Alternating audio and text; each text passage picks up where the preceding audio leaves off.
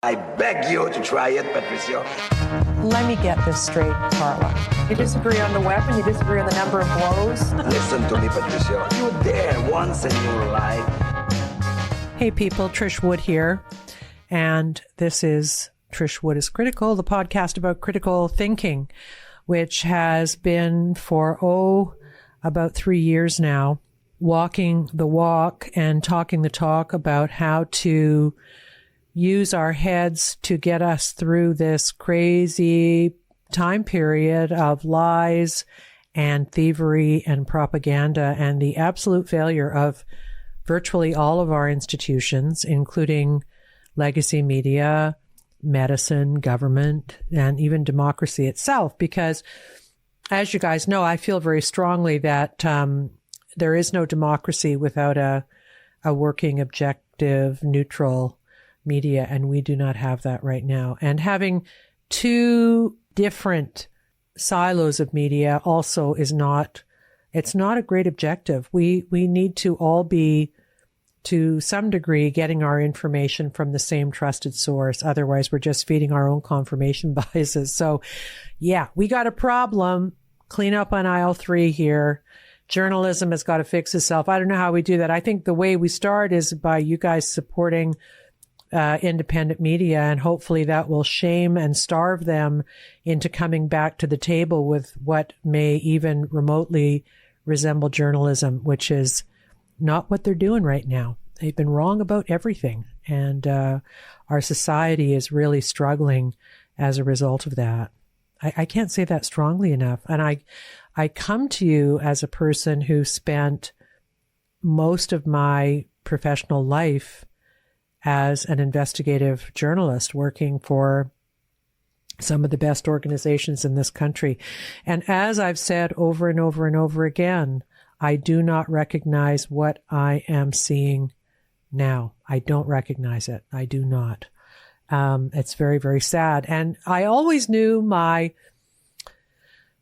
profession was important to democracy. I knew that in my heart. I was very emotionally attached to that idea. I thought I was doing good work and was part of something that was making the world a better place. And boy, do I ever really believe that now, because we don't have it. They're just not doing it. And they're not even pretending to do it. They're redefining what journalism is, which is ridiculous, because you cannot redefine what truth is, can you? You just can't. And they want it to not be about truth, but to be about something else. Their opinions about what matters right now. So very, very dangerous time. And I'm glad you're here, because we've been working this idea ever since I started the podcast, after I realized that COVID-19 policy was going to take this country and the rest of many, many Western nations right down the tubes, which it has. Now we are in rebuild mode.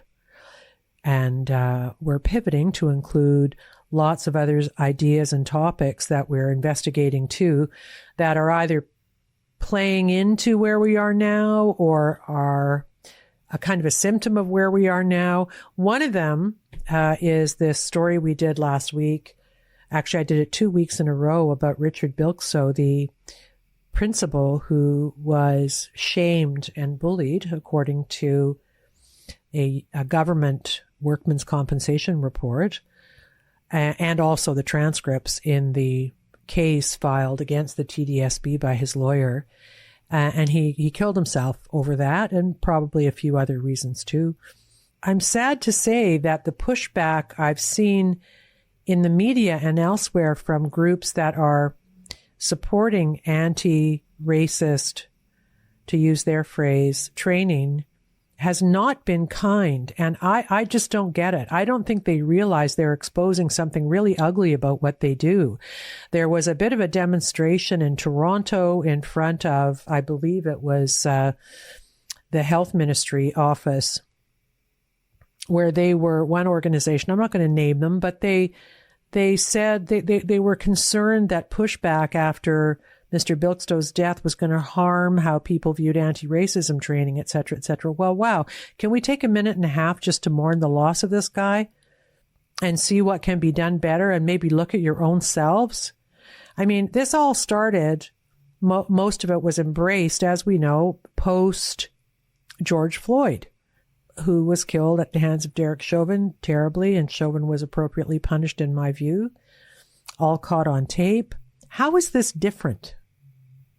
You know, it's not as direct, for sure, absolutely, multifactorial for a suicide, right? But this certainly led to it. And for the anti-racist organizations in this country to not take a step back and say, we're going to review this of our own to make sure it doesn't happen again. And instead they're saying, well, what about us? What about us? That's really not a good look right now. I'll say it. Come after me if you wish. There's nothing racist about it, but a man died after something terrible and humiliating happened to him on tape at an anti-racist training session that ruined his career. That is very disturbing for me. I don't like to see that because I don't like to think ill of anybody. But that's very, very tone deaf, if you ask me. So I did the 2 shows on it, or 1.5. I mentioned it in one and then did some reporting on it after I got documents. And then I published that on Substack. And a lot of people commented, and I want to read to you one of the comments we got on Substack because I thought it really summed it up. August 2nd, I could not sleep last night as my thoughts could not get around the outright cruelty behind the progressive left and their divisive ideology. The groupthink that cannot reason with facts, reality, and brings forth this vindictive demonization of any who dare to disagree with them. The silence of those who sat beside him while this tyrant attacked him bothered me even more. I think it was on Zoom, actually. This man died due to EDI, or DEI, whatever we're calling it, bullying, and the weakness of those who stood by and watched. Evil is done, not just by the tyrants, but by those who stand by and do nothing. To me, they are just as guilty as the person that committed the bullying. That's one opinion. And I think it was shared by a lot of people. We have to value him as much as we value anybody else who dies in circumstances like this, including if it's white on black violence. I agree. We should be investigating that too. And I feel there should be a coroner's inquest. We don't need more hinky investigations by the health ministry or this government or the school board. These are institutions we no longer trust anyway, right? So we need a coroner's investigation here. And with any luck, we'll get one. This person also went on to say, then there was the young man who died because he was denied a kidney transplant due to being unvaccinated. Regardless, members of his family offered him their kidney. The surgeons refused him this life-saving operation. Their total lack of compassion and ethics is what floors me. They're too invested in this ideological groupthink, so they cannot see their own inhumanity. That is true, and that happened so much during COVID-19, didn't it? That was the genesis of this podcast, was reporting a great deal on the cruelty that I did not understand. So we're going to keep reporting on these issues for you. My guest today is back by popular demand. I mean that. I mean popular, and I mean demand. The great, the one and only Jeffrey Tucker from the Brownstone Institute, who's written a miraculous piece called The Money Trails of the Pandemic Planning Racket. And it ties up a lot of loose threads about our friend Sam Bankman-Fried, the founder and CEO of the crypto exchange FTX. This is unbelievable. Did you know that there were people grifting on pandemic preparedness way before COVID-19? They were just waiting, raising money. Why would they be sitting around raising money for a pandemic plan? There was a perfectly good pandemic plan before that, but this seems to have become, unbeknownst to me and many, many others, a bit of a grift. And it would seem that young Sam was grifting money through these organizations. Some of them, it would seem to be connected loosely to academia, maybe his parents. Wow. And for sure, the Democratic Party. And guess what? He just got let off for the campaign finance rules or whatever he was charged with. I mean, can America be any more corrupt, people? Can it be? Ugh.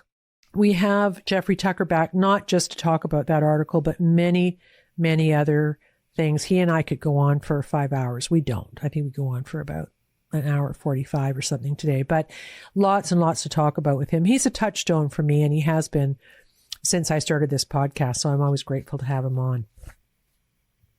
I want to talk to you about our request for you to support us if you can afford it. I know that everybody and their dog has a podcast or a Substack now, and including my dog. She should have a Substack too. But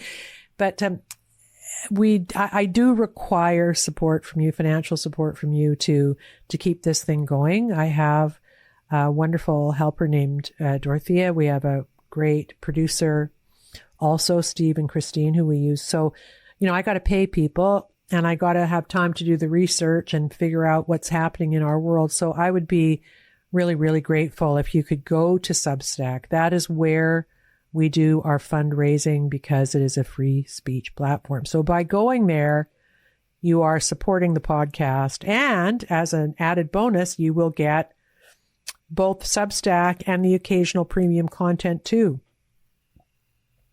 So I would be very, very grateful for that. I have a website, which is trishwoodpodcast.com. I have a Twitter, which is @woodreporting, and we do get kind of rowdy on Twitter, as most people do. And we also have a merch store. So if you're going to the cottage, please consider buying some of our wonderful no hats that are a couple of years old now. And it was just a very simple declaration right on the front of these pretty little black baseball caps. It says, no, we're not doing that. We're not doing masks. We're not doing lockdowns. No. So that would be fun for the cottage, right? Canadians know what I mean. We all have, or many of us have, or rent or borrow people's cottages. So head over to the merch store. We've got fun stuff in there.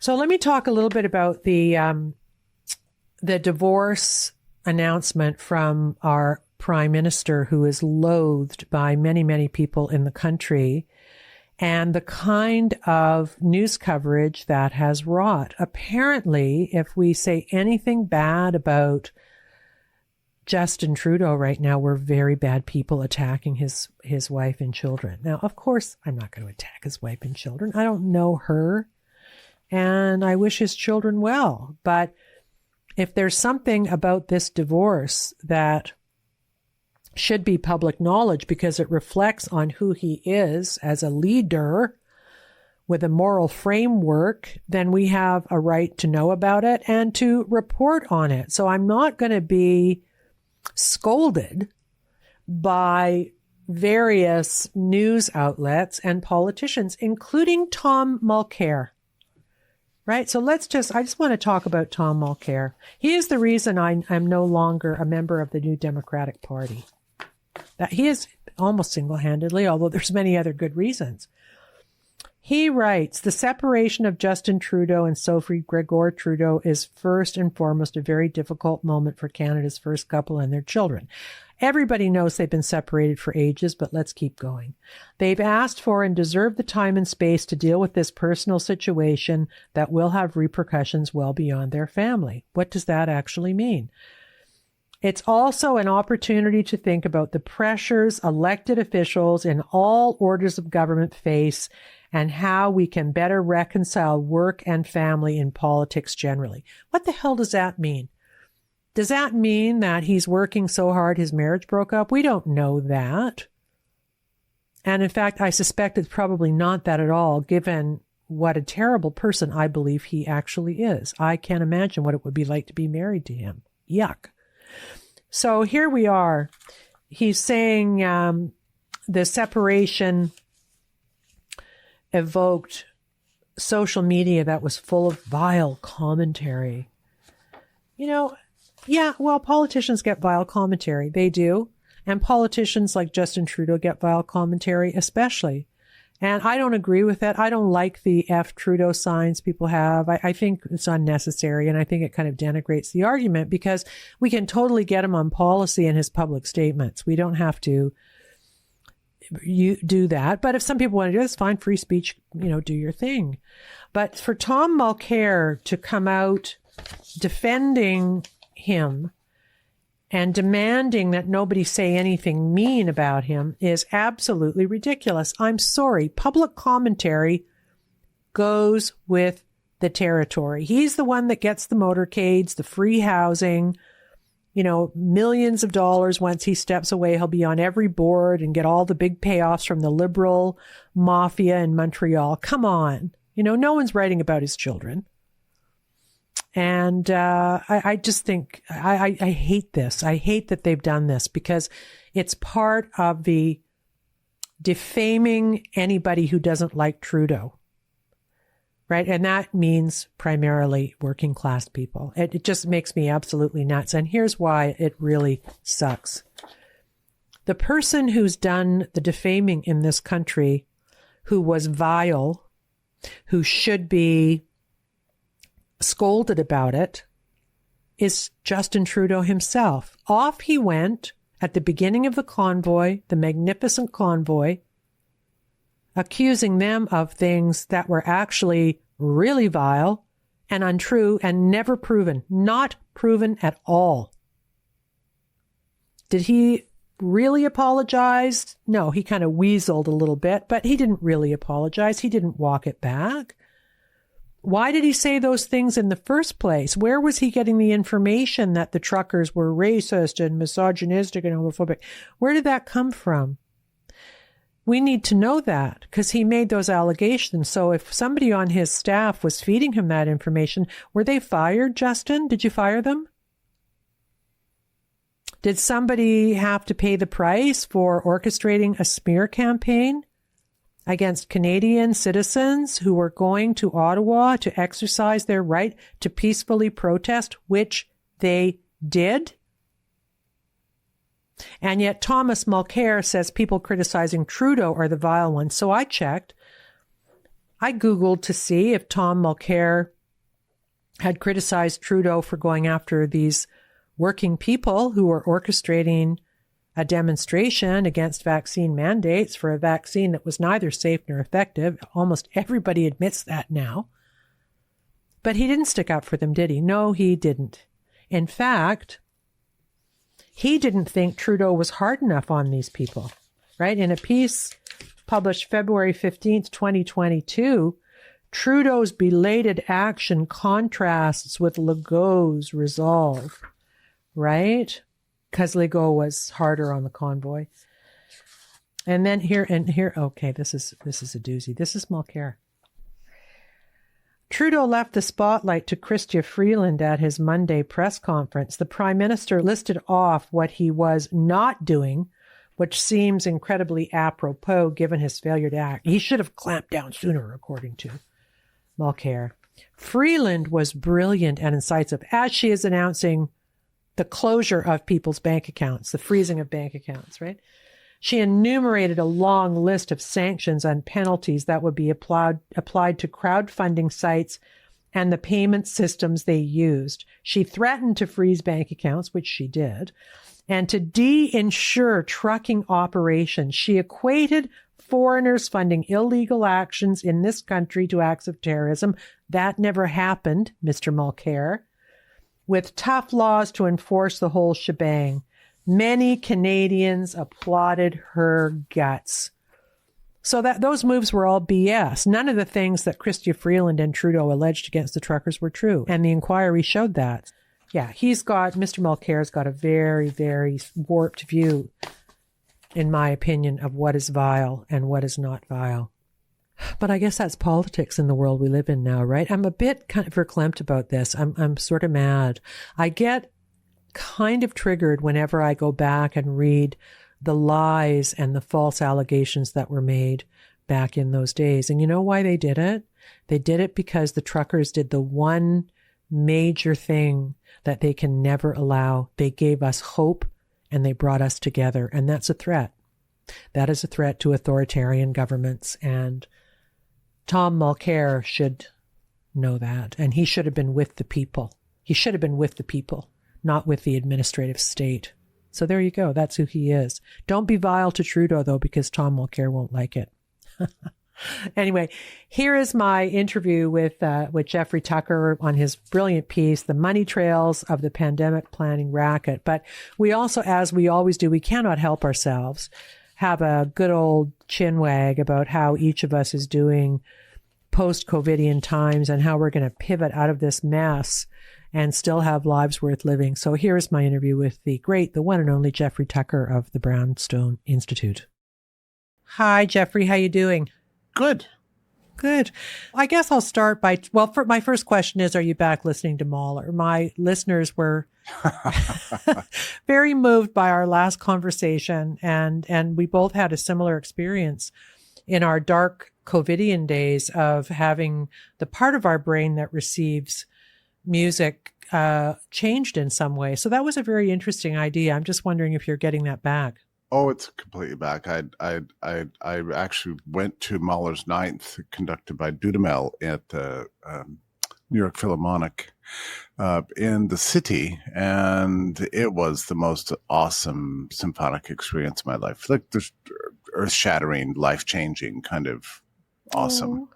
It was so amazing. I mean, the Ninth is by itself just this miracle, and Dudamel's conducting of it, and the orchestra itself just was great. Now everything was great. I have to say though that New York Philharmonic, it has dispensed with gender-specific clothing mandates. So I guess they probably just got sick of dealing with it. You know, the proper attire, of course, is for the men to be in white tie and tails. I mean, that's the right symphonic garb. But you know, if you can't figure out who's a man and who's a woman or whatever. So now, you know, or whatever the heck's going on these days. I don't know. Yeah. And so now the general mandate is that everybody just has to wear black. Well, it looks a little bit ridiculous. We have, you know, an entire orchestra dressed in black with no, so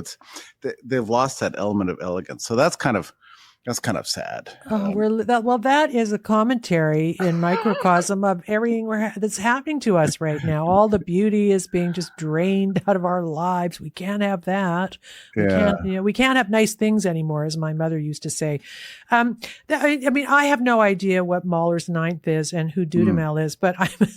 Yes, you might as well be speaking Latin, but I'm assuming this is a pinnacle for people like you who love that kind of music. I would do anything to hear Mahler's Ninth, and in fact, I had to pull some strings even to get tickets. So that was difficult. But yeah, it's everything for me. That you know, he wrote this. Well, he never actually heard it, so it was premiered, you know, after he died, and not by the New York Philharmonic. It was premiered by the Vienna, the whatever the major orchestra in Vienna is, as an homage to him. It was interesting because the only reason he happened to be in New York as conductor of the New York Philharmonic was that he lost a major symphonic conducting position in Vienna. He was actually discriminated against. It was, you know, a typical case of professional envy. You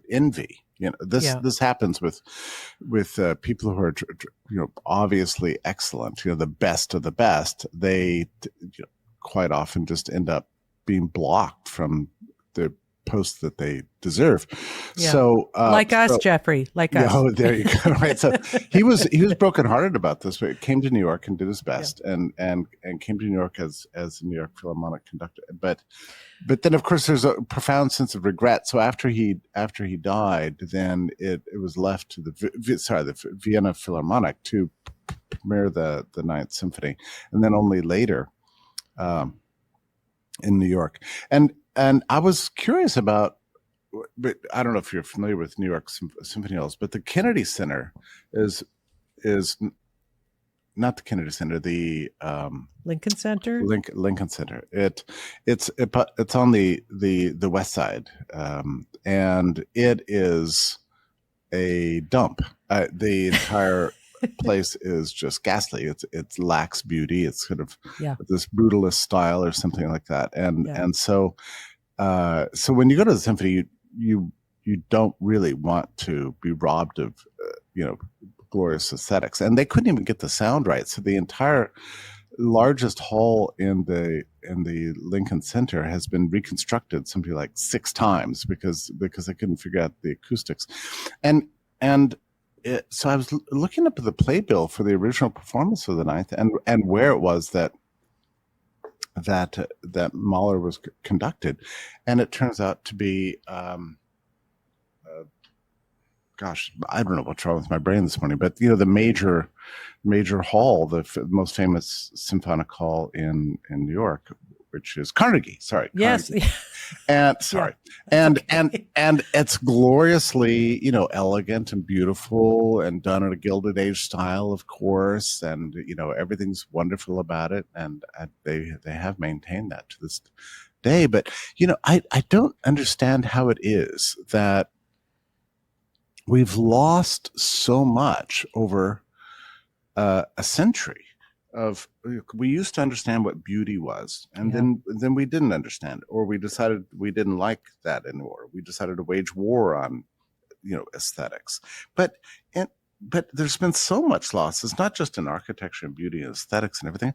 Look at how much we've lost in just basic knowledge of things like public health. I mean, it's amazing the way we conducted business over the COVID period. The way we conducted public health in the COVID period is very much the way, similar to the way we've been building our building or decorating our museums and everything. We've just lost so much of the civilization. So it's all a little bit of a mystery to me.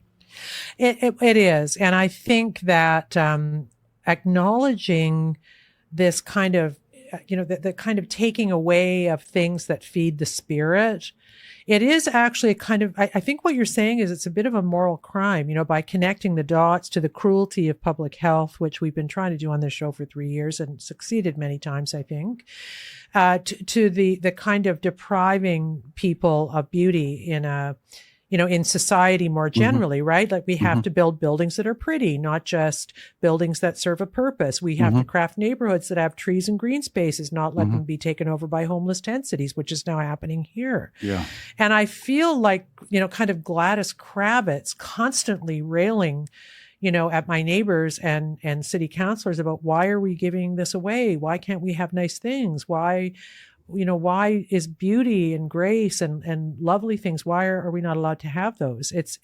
I think the things are connected in some way. I can't quite stitch it yet, but there is something about that because we need beauty in our lives. We need, I don't know a thing about Mahler, but the idea that people were dressing up to go to a place and sit together and listen to a beautiful thing. I bet you wept, Jeffrey, knowing you probably had a little weep, as I did during Oppenheimer, which we'll talk about in a minute. But that makes me, I feel happy that existed. I feel happy people went there and appreciated that, even though it didn't affect me directly. Well, it's a remarkable thing how the symphony, so just by way of review, Mahler took on the symphony, as a composer because the opera was basically monopolized entirely by Wagner, and he didn't want to do that, so he took on the symphony. But in so doing, of course, he's living in the wake of Beethoven, and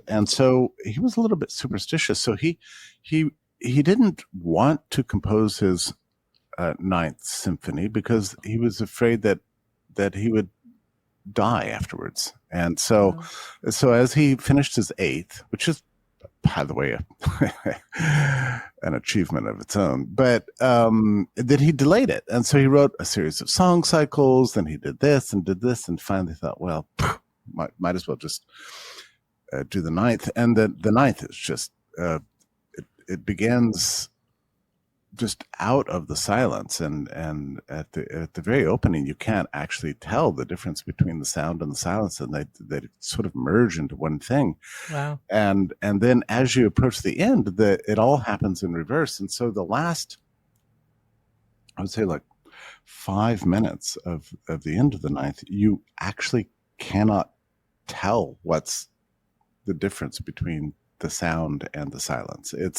It gets ever, they blend, with these just changing colors, and it's so moving, and it's clearly, it's sort of Mahler's goodbye, to the world, and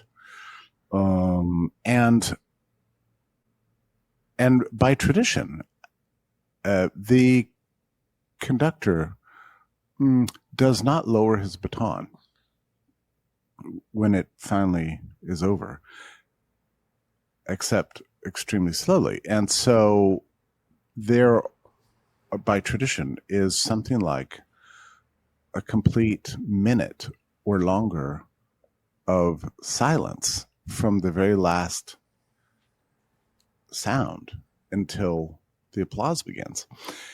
And that itself becomes a part of the music. And I swear, I mean, I'm sitting there with, 5,000 other people or whatever.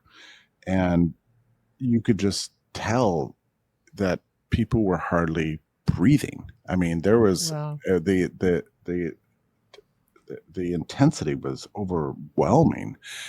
And so, yeah, by the time that you actually, by the time the conductor lowers his baton, and even that's not enough, and then the instruments all lower, and that's not enough.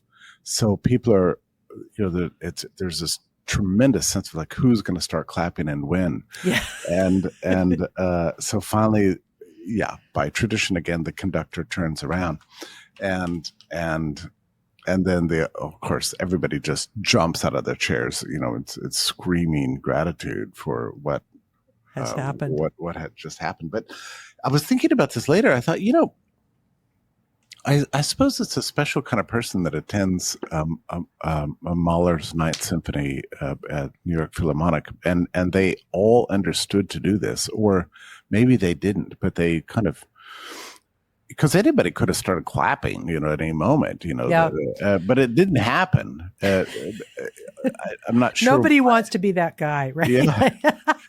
That would be like the ultimate humiliation, is clapping while the sort of silence is mandated as part of the performance.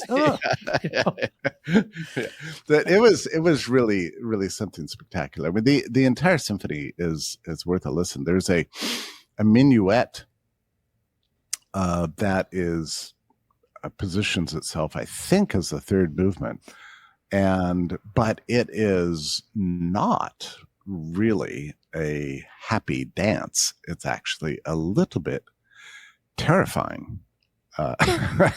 So just to let you know. So answer this question for me, because there are so many people in our listenership or audience, whatever, who love you, that they might actually, but don't maybe listen to classical music. If they were going to buy a Mahler, who of this, it's the ninth, right? But who conducting can they buy from wherever they get their music, Spotify or iTunes or whatever? I wouldn't recommend any particular conductor, really. I mean, they all have their own ways, and they're all fabulous. Like anybody who's taking on the Mahler's Ninth and gets it recorded from a major label is got something special to bring to it. So, yeah. So that was restorative for you. I'm not much of a classical music person. I mean, I can't get past Ness and Dorma. I start weeping instantly as soon as I hear the first three chords. It's ridiculous. Mm-hmm. But it's just because that song is a bit gimmicky, right? So I respond, even though it's perfect. But I had a similar reaction too. There was a Tears for Fears concert. I haven't heard them in years. They were a huge, huge band for me. And I found out on Twitter that they'd been in Toronto. And I was like, oh, maybe they were terrible. And then I brought up the performance that were, taped by people on their iPhones, and they were better than ever. And so it made me revisit why I love them. And I had a very restorative sense of it. It put me back in touch with why I love music and why their harmonies are so great, and why I had a crush on Roland Orzabal, 25 years ago. And it was a great, great thing. So I feel that we are healing Jeffrey. I'm also back in the gym. And when I say that, I also want to thank the personal trainers at the gym I'm working out with, this core bunch of guys who, get this, they were listening to my podcast without even knowing I was that, right? So that's pretty cool. But and they're lovely to me, even though I'm a fat, aging person. We do share a lot in common because they're enlightened guys, right? But I wanted to shout them out, but I can't shout them out by naming the gym, because I don't want to get them in trouble. for listening to someone who might be accused of terrible. Isn't that awful? Like, I can't even say shout out to the guys at, it's bad. That is bad, isn't it? I know. Well, it's the whole world's been so dramatically changed. Everybody's become ridiculously private because we're all afraid of public life now, understandably so. I face this problem. I've been raising money for Brownstone. In the old days with charities, people who gave generously to charitable work, and we are a charity, that's what we do, they would want their names on the programs, on the building. Yeah, on the building, whatever. But now people are terrified of, and our donors are shamed all the time. I mean, it's amazing. I get because there's certain reporting requirements. So some individuals and foundations that have given us money are being attacked, online. And so I get these calls from people like, how does it happen that this person's attacking me for giving you money? And I don't really know what to say, except these are tough times, and there's a war. And it's interesting, Trish, you talk about how we're going through a healing as individuals, but society is nowhere near healed from this. No, in fact, it's getting more intense all the time. I mean, the people who gave us the COVID response are still in power, absolutely determined to keep everything under wraps. They have lots of secrets. They will not apologize. As far as they're concerned, they were right, and they're planning to do it again. And everybody else is angry. Not everybody, but more and more and more people are angry about what happened. And so we're in this kind of tug of war that's going to last. It's going to last for years. And it's all very interesting to me because early on, when all this nonsense began, I remember thinking, wow, this is a terrible mistake. But the brilliant capacity of society to learn and adapt will kick in at any moment.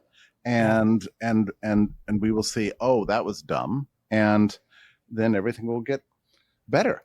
And the people who did this will apologize and will realize that was a ridiculous overreaction. And I thought this was going to happen within weeks after the lockdowns began.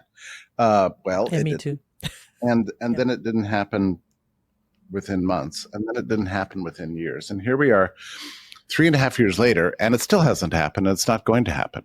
And so, we're in this denial, amnesia. There's all these things going on right now. And yet, we're surrounded by the carnage of this stuff. We've got. Oh, it's terrible. Let me tell you something that we had up here.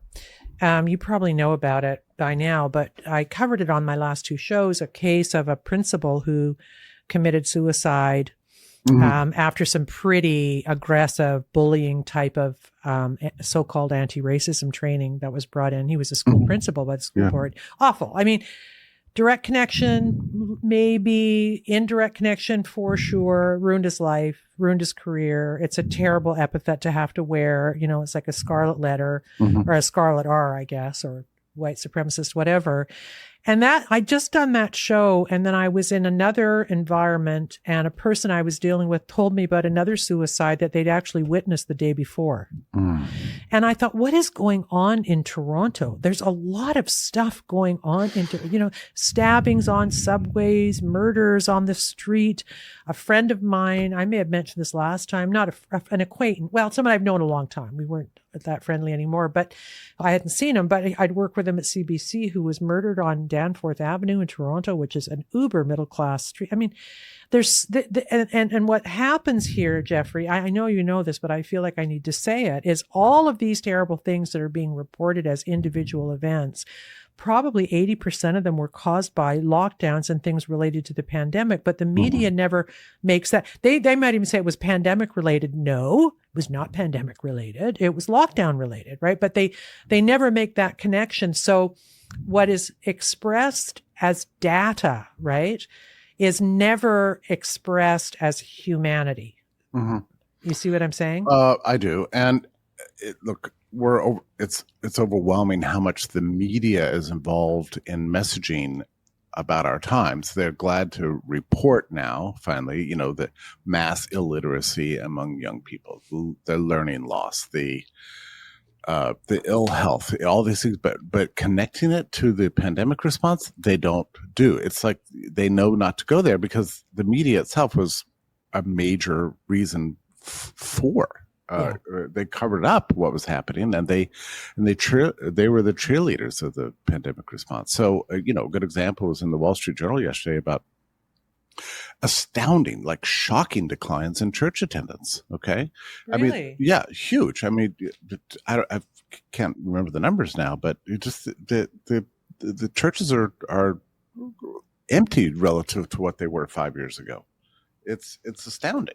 So, so it's beyond belief. And not once in the entire article did they mention that the churches were closed for a year or two. And once you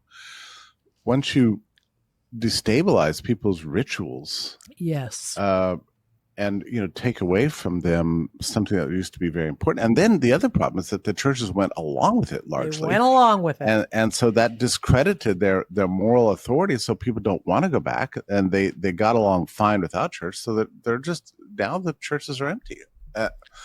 And this is true in the U.S. And the financial problems are just beginning.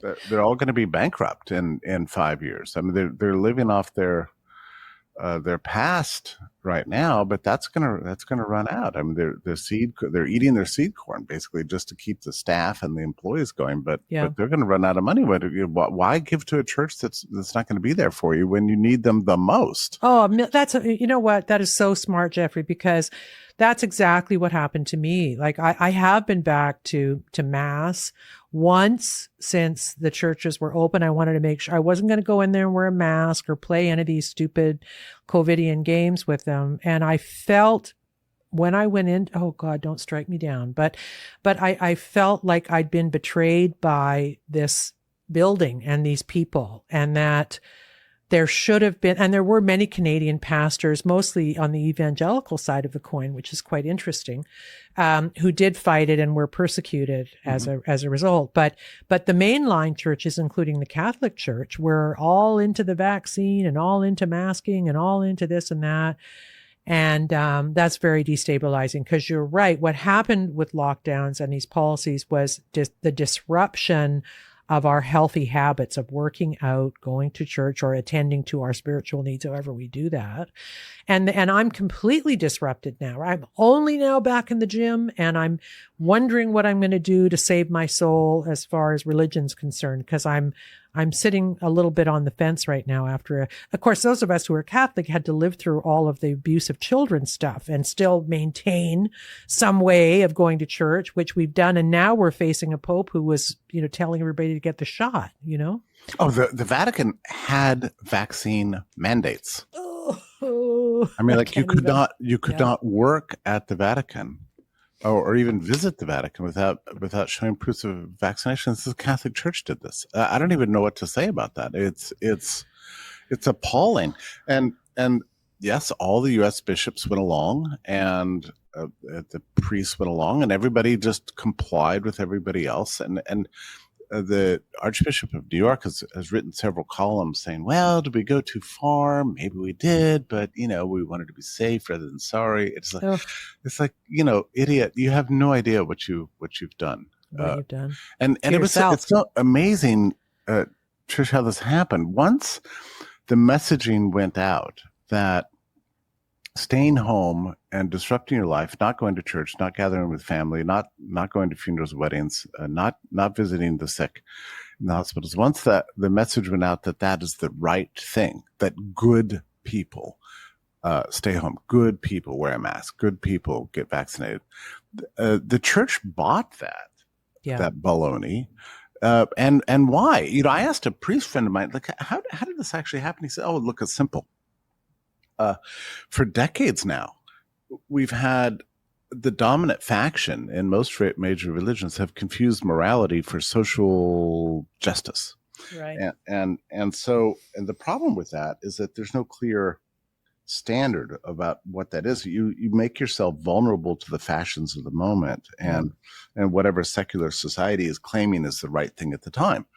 And And you do this because, I don't know, you want acceptance from the media, or you're just confused. I mean, it starts as a social teaching, so-called, but it eventually just migrates to become just a kind of an echo chamber for whatever the secular elites are pushing at that time. So the Catholic Church bought into this nonsense, and so began to enforce all the lockdown edicts. Amazing. Well, it is amazing. Look at, I mean, Justin Welby, of the Archbishop of Canterbury, is one of the worst wokesters in the world. And as a result, you know, what's so interesting about it is people are peeling off. Like they pander to these kind of popular movements that are embraced by lefty media, well, all legacy media, actually. And the power elites, as you say, thinking it's going to make them popular, and people start peeling off and saying, well, I don't want to hear that from him. I don't want him forcing on me something that I reject. So they're actually shooting themselves in the foot, and without even realizing it. I mean, I left a more liberal version of Christianity, which here is called the United Church, because I wanted more moral teaching and structure around worship, right?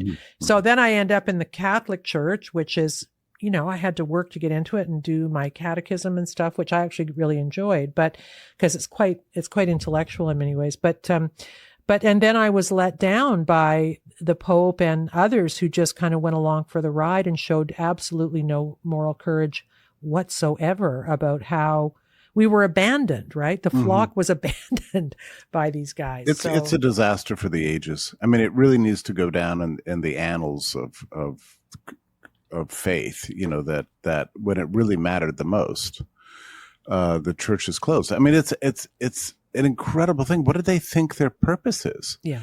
I mean, even if you believe that there was a wicked pandemic going on, why wouldn't you hold extra masses? Why wouldn't you have extra prayer services? Why wouldn't you have daily adoration? You know, hear confessions as you've never heard before. Can you imagine? I mean, we went for like a year without people having access to the normal preparations for death in the middle of a pandemic. The church is never more necessary than it is during hard times. And these hard times came, and the church said, "Yeah, we're shutting our doors." Yeah, it demeaned itself, right? It demeaned its purpose in the culture. And what's interesting for me is one of the ways I kind of defend being Christian, if I have to, or if I care to engage. I usually don't, but is all the wonderful things the church has actually done, like, let's say, leper colonies, all those wonderful sisters, those nuns who would go in and risk their own lives to attend to the lepers. Like, what an opposite reaction now. First of all, it wasn't even that dangerous for most people at all. And yet it's like, we're going to wear masks and lock the doors and stay out. It was the opposite of what the church should be doing. Why didn't they do this? Why didn't they test parishioners for antibodies and say, okay, we want you to go in and take care of our old people because won't be like, why? I was hoping somebody would, or teach, but nobody did that, right? Nobody. Bad. Yeah. And it's amazing because in the Black Death in Europe was really actually great for the Catholic Church because the church showed great moral strength during that time, caring for the sick, and without the church, there wouldn't have been any medical services at all. But they kept everything open and doubled down on everything. And it showed it to the world how essential faith was. And, if it really is a sort of a world of ashes to ashes, you need definitely the church there. And so it was good. This time the church just completely failed. I mean, it's beyond belief. And there's got to be a reckoning at some point. I don't know when it's going to come, but there was a moment of it, Jeffrey, that came and went. And I think you and I probably talked about this before, but it's an important one in regards to kind of the moral turpitude that took over. And that was when I think he was the Attorney General of Texas. He was on Tucker Carlson, and he said this. He said, "I'm old. And I don't mind dying if it means my kids having a normal life. So don't lock down society to save me. Let my kids be free and I'll take the chance. And I think most people would have thought that way. And probably a lot of deeply moral people felt that way. My view was, if I get it, test my antibodies, I will then go in and hold the hands of dying people in long-term care. I love doing things like that. And I would have done it if anybody had set that up, but you couldn't even do that. So anyway, this moment about this AJ, I've forgotten his name, but he was on Tucker, and I thought, wow, there it is, people. This is how we should all be viewing what's happening right now. He was excoriated. Oh yeah, for I it. recall. Right? I mean, it was nuts that you couldn't think that way. And that people didn't understand the nobility of what he was saying was really shocking. Well, you couldn't even talk about natural immunity at the time. And you had Fauci out there saying, well, we still don't know if there's such a thing as natural immunity, that comes through exposure. The science is unsettled on that. So, yeah, and which is just crazy. Like, one of the things that people really needed to know was, if you've already had COVID, are you then safe to go visit your elderly parents? Yeah. And the answer is yes. You were more safe than you ever would be otherwise. If you've had COVID and you're over it, then you've got the natural immunity. You're not going to be a carrier to your elderly parents, and so that was the time to go visit. So, but people's absence of knowledge of that fact, and we've talked today a lot about sort of loss, the loss of basic knowledge of immunology was really one of the most astonishing things. In that context, I just want to mention something really interesting to you. Sure. Before 2020, there was a whole literature on the likelihood of pandemics. And so there were people saying, oh, the next pandemic is coming. But other people said, like Sunetra Gupta at Oxford, listen, it's very unlikely we will ever again see anything like 1918. And so why? Well, one is that we've experienced many generations now of universal exposure to all existing pathogens. We have travel all over the world. We are milling around in big cities. We're exposed as we never have been before in the whole history of humanity. So we actually have the strongest immune systems of any people in the history of the world. And so there is that. The other thing is that most of the people in 1918 died from secondary infections. And that's pretty settled. In fact, I think Anthony Fauci signed his name to a study that demonstrate that. So it wasn't the virus that killed people. It was the secondary infections that come quite often from being exposed to a wicked virus. And you die from with no antibiotics, right? It was pre-antibiotics. Yeah, exactly. Yeah. So that's the critical thing. There weren't any antibiotics. So then, you just merely observe, well, now we've learned how to treat respiratory infections. We have antibiotics to control secondary infections. And so if a nasty new bug comes along, we're in a much better position than we were in 1918 to deal with it today. So, what are we worrying about? It's all going to be fine.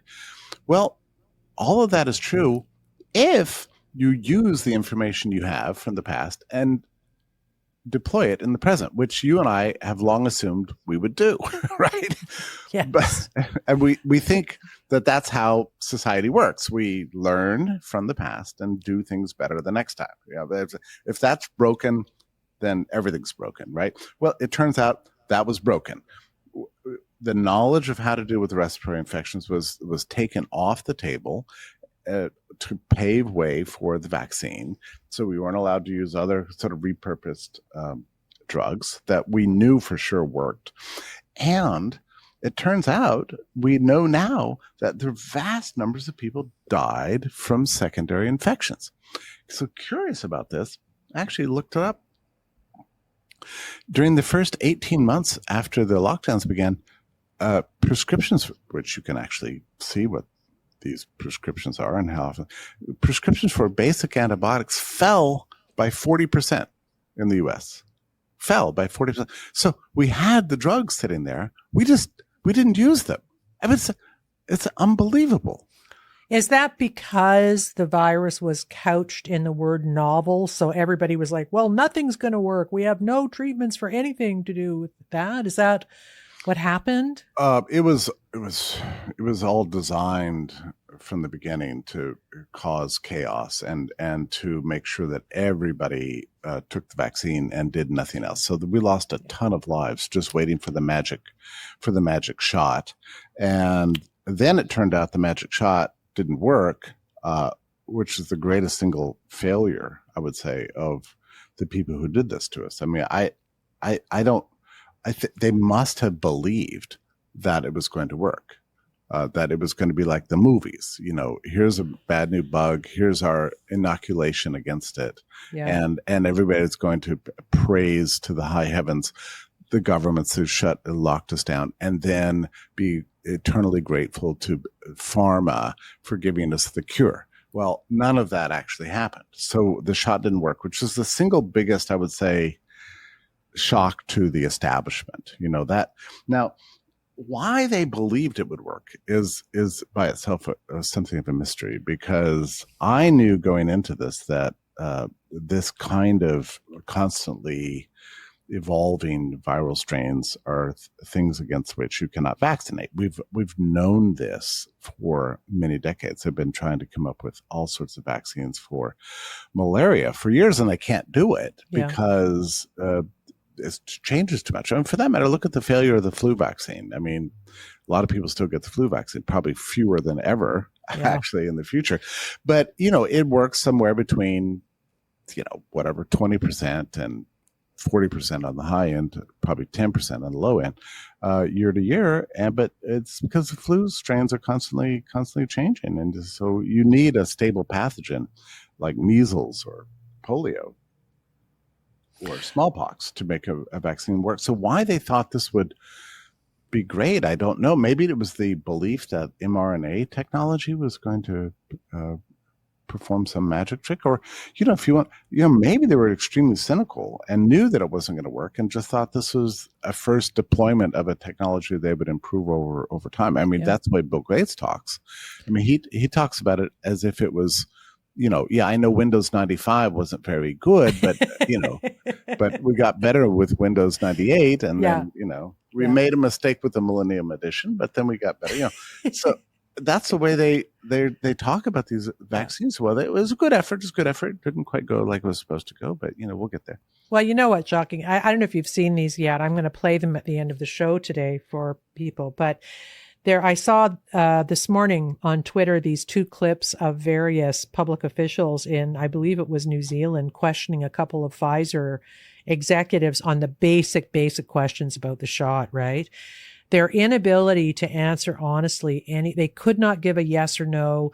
They couldn't give an honest answer. They had absolutely repetitive talking points. I mean, it was a shit show and a disaster for the company. It really, really makes you wonder what went on here. I'm not particularly conspiracy oriented, but it seems to me like the shot, I mean, someone even says the shot during the clinical trials was not even preventing transmission, nor was it intended to do that. So it's like, okay, well, now what am I supposed to think?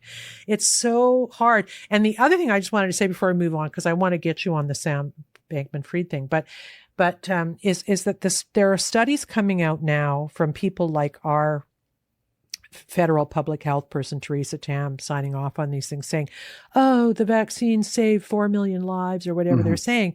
Of course it's garbage, because the people that are even basic, like grade 9 science, the people they're including as having been saved by the shot were people who were not going to die if they got COVID anyway. And like the news media is too stupid to figure that out. But every time I see one of these, it feels like an assault on my nervous system because I'm so mad about it that they're getting away with it, right? It's just ludicrous. as head of Brownstone and the editor here, I've run across this stuff daily, and I've gotten so dark about about everything. I mean, we published an article the other day about this, about the science behind the boosters. When Pfizer came out with a booster shot, they said it was 94% effective. Well, how did that happen? Well, what happened was that they had a vast number of people that they had given the shot to. They had people some they didn't give a shot to, other people that did give a shot, and they concluded that the people that did not accept the booster were more likely to die. Well, what they didn't mention is that aside from the shot, the non-boosted population had a 20 times more likelihood of death from any cause. Okay. Yeah. Like they were all in long-term care or something, right? They just neglect. I know. Yeah. So, and you could tell from the original study, there's certain things that this, Tracy Hogue and Vinay Prasad, who did the study, were sort of alerted the fact that the population was over 50. Okay. Right. Okay. And it's like, there's a big difference between, say, 51 and 101. So this is already kind of suspicious. But anyway, so the entire study is fake. They've demonstrated it, and the New England Journal of Medicine ran their reworking of the data, showing that the vaccine arguably had nothing to do with the difference in mortality between the vaccinated and unvaccinated, that it was entirely attributable to other factors apart from the vaccine. So this it was a completely phony study. Well, to the New England Journal of Medicine's credit, they ran the counterposing sort of argument, but the original paper is still there. I mean, so how did those things get in print? How did that study even get written up by anybody with any credibility? This is my nightmare, right? It's not just that Vinay, who's brilliant, and Tracy got published with a critique. It shouldn't have made it into the journal in the first place, correct? Yeah, and also that study was used as the basis for the mandates. It's like, okay, here's a study showing it's going to save tons of lives, so you better get your booster. And then a year and a half later, it turns out to be the big fakearoo. And where are the apologies? I don't know. It's an amazing thing. I've wrote this up the other day for a column in Epoch, but just looking at it, and this is just one study of tens of thousands, and it was only caught because you have some highly trained specialist epidemiologically oriented statisticians that dug through the data, saw a extreme bias in the data itself, called it out, and now the thing collapses, but there's no apologies. Also, it's too late.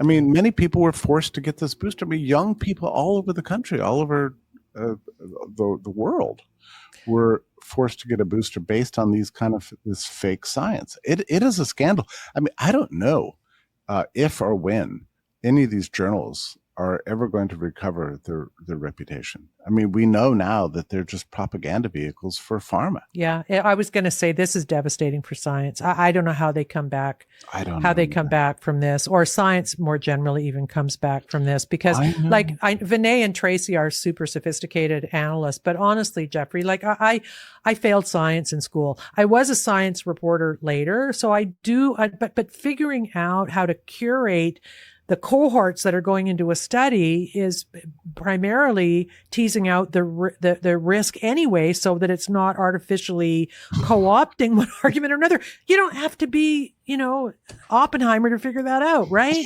That's right. So, That's right. I mean, but your point is that this was clearly not a mistake. This is not just, oh, whoops, we forgot to check for the bias. Yeah. It was designed for propagandistic purposes, and the journals acquiesced to that, which they didn't have to do. But Yeah, and I've wow. looked at many of these studies, even from the going way back to 2020. You could see the problems in all the studies that look, lockdowns are working. No, they're not. Masks are working. No, they're not. Yeah. Yeah. And oh, look, the shots have saved millions of lives. Oh, how do you do that? Well, here's my model. Oh, it's interesting. Your model builds in the assumption that the shots have saved lives, and so your conclusion is the same as the assumption.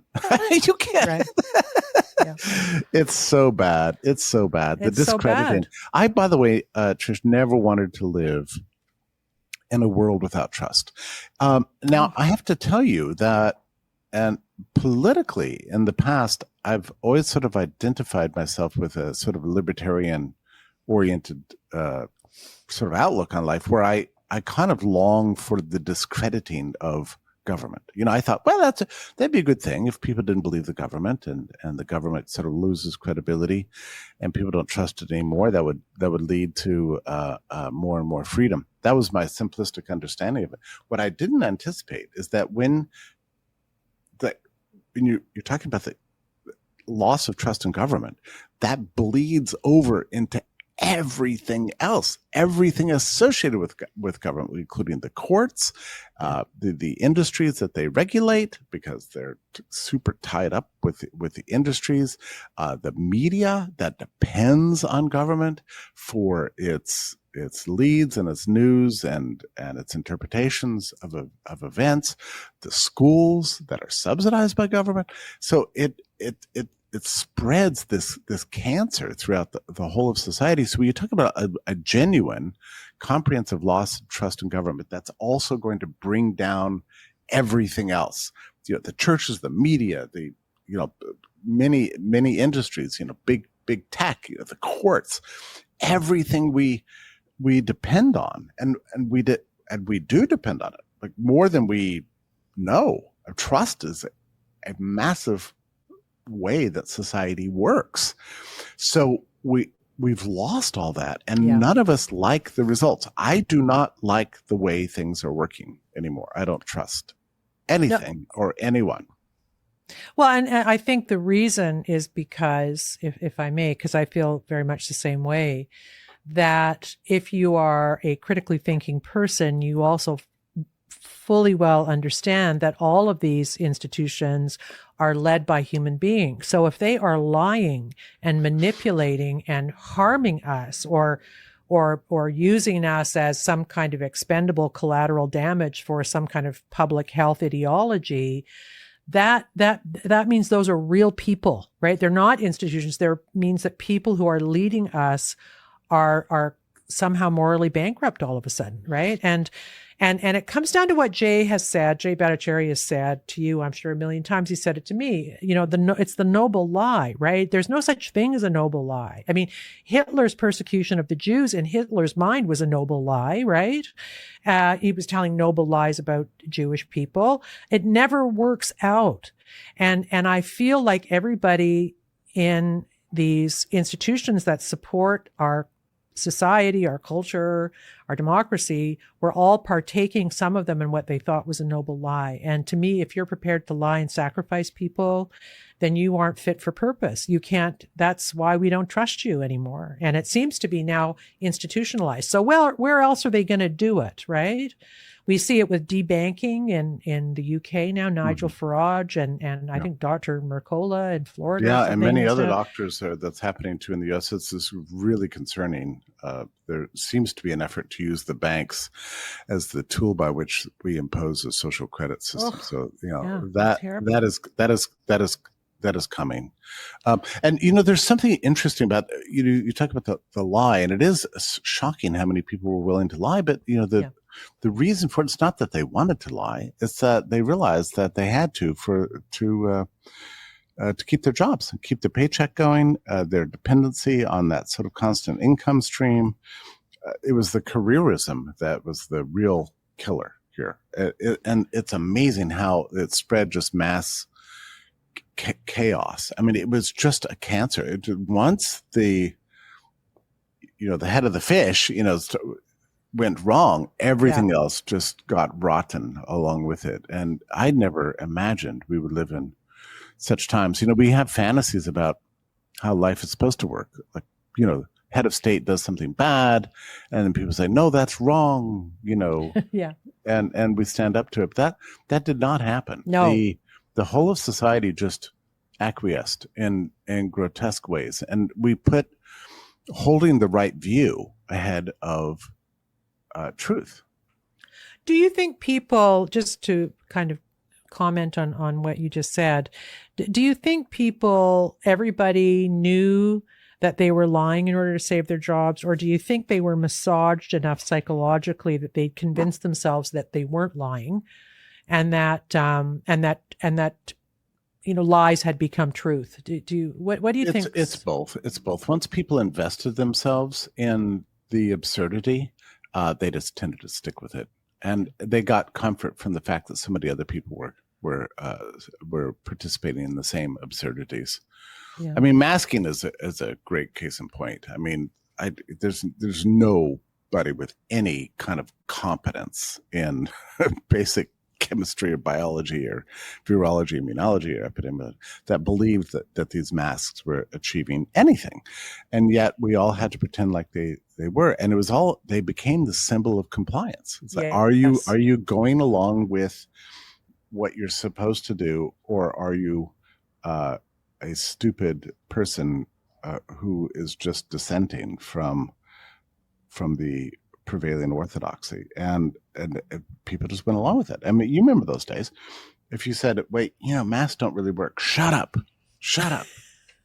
Yeah. I remember that little video of a little toddler. It went viral, a little toddler in daycare. And there were these two probably well-meaning daycare ladies, obviously underpaid and hardworking, who kept replacing the mask on this toddler's face. He didn't want it. He wasn't going to have it. He was yipping and screaming about it. And they just kept on doing it, even seeing that it put him in distress, right? He was freaking out, and they kept doing it. Something they probably wouldn't have done under any other circumstances, but it was okay to distress and freak out a toddler because he must be masked in order to attend this particular daycare. It was a shocking thing. Got to teach him to comply early on. Got to teach that sort of compliance from the earliest possible age. And the other thing that it wasn't just careerism, and it wasn't just fear, and it wasn't just confusion. For a lot of people, the COVID years replaced something that was missing in their life, which was a purpose, a desire to live in big dramatic times, to make a difference, to go along with something. There was a hole in people's hearts and souls that the COVID regime filled. So we were already, something was already very broken. For me, I'm not sure what the most terrifying moment in the whole thing was, but I remember very well being on a podcast with some Europeans, and they asked me, they said, now, what is your suggestion for the right way that we can combat this sort of despotism? What, if you're going to reduce it to one word, what would that be? And I said, well, I think the right word is freedom. We need freedom. And they all said that word is completely discredited. We cannot use that term. Yeah. Up here too. I thought, wait, if you can't say the word freedom. No. What does that say about our up here? They add a B to it, so it's like freedom. Like freedom. People. It's like so bad. It's so embarrassing. But yeah, it's true.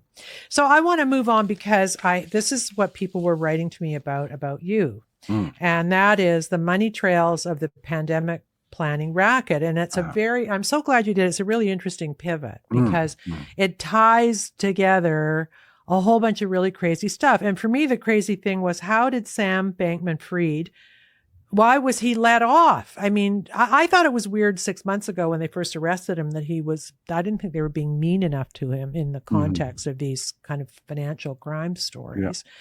But, he was treated too nicely, I thought. And now they're letting him off, but you don't think that this is some kind of just a one-off, that there's a bigger story here, right?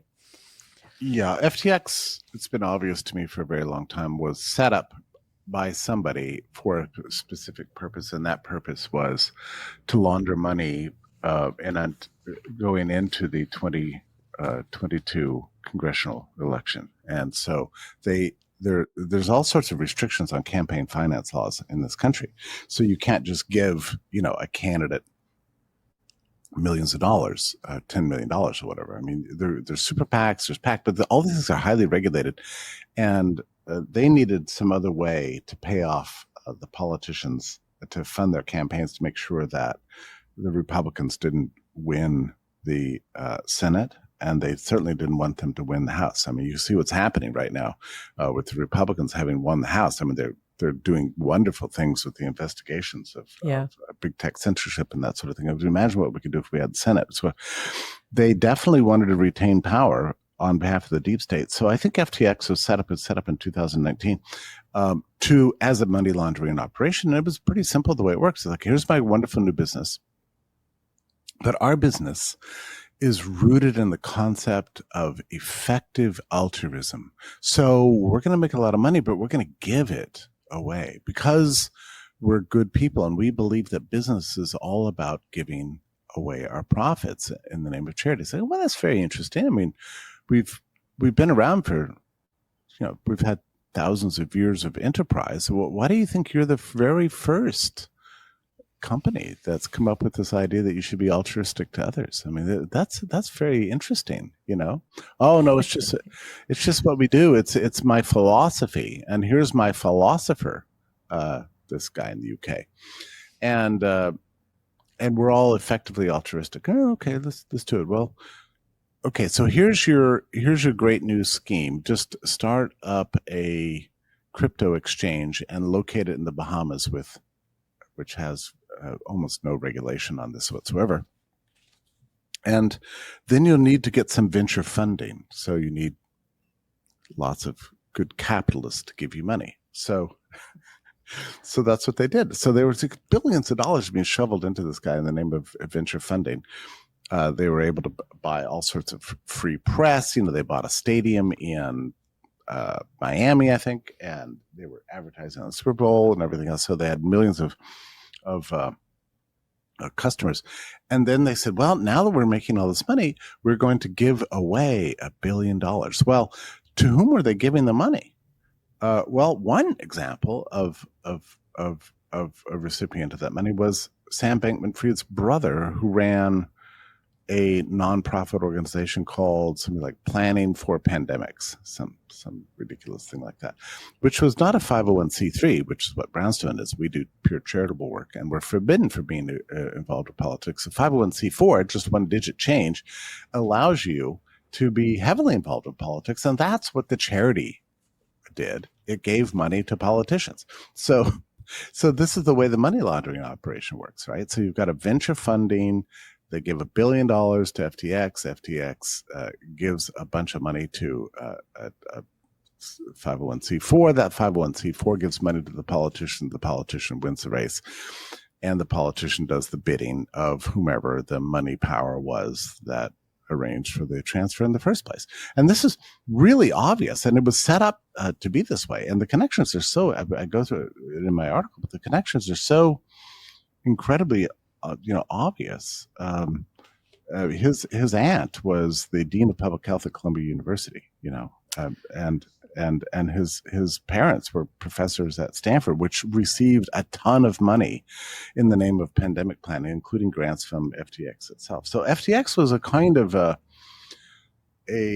conduit for pandemic in the name of controlling pandemics. Not that Sam Bankman-Fried knew or cared anything about pandemics. It was all just a kind of the headline. And so they gave money to the guy who wrote the Operation Warp Speed biography. I go through some of the funding here. It's really quite remarkable. So when I saw, and then of course everything fell apart very conveniently just right after the election. A couple of weeks later, it turns out we're completely bankrupt. Oh, that's interesting. So you're not a successful business? No, well, we kind of lost track of some of the money. Well, they were using QuickBooks as their accounting software, if you can believe it. Yeah. I just don't even, I don't know what that's the equivalent of, General Motors using an abacus or something. You just can't believe it. But anyway, so it was definitely set up to just channel money to the right sources. So the extradition, the initial charge out of the Justice Department against Sam Bankman-Fried included the allegation that he was involved, that he had broken campaign finance laws. Right. And I thought, wow. Yeah. That's amazing I couldn't believe that the Justice Department said this. Well, when they sent off the extradition order to the Bahamas, that charge was not part of the extradition. They had wire fraud and a couple of other things. They did not include the charge of campaign finance violations. So when the guy gets hauled into federal court, the Bahamas government protests and says, wait, we sent him there to face money laundering, wire fraud charges, not campaign finance. Look, the extradition order you sent us does not include this charge. And so the judge says, oh, that's a good point. Well, you're off on that. So they set him free on that charge. This is the whole reason that the thing existed. So this judge cooperates in what is clearly a big scheme to cover it all up.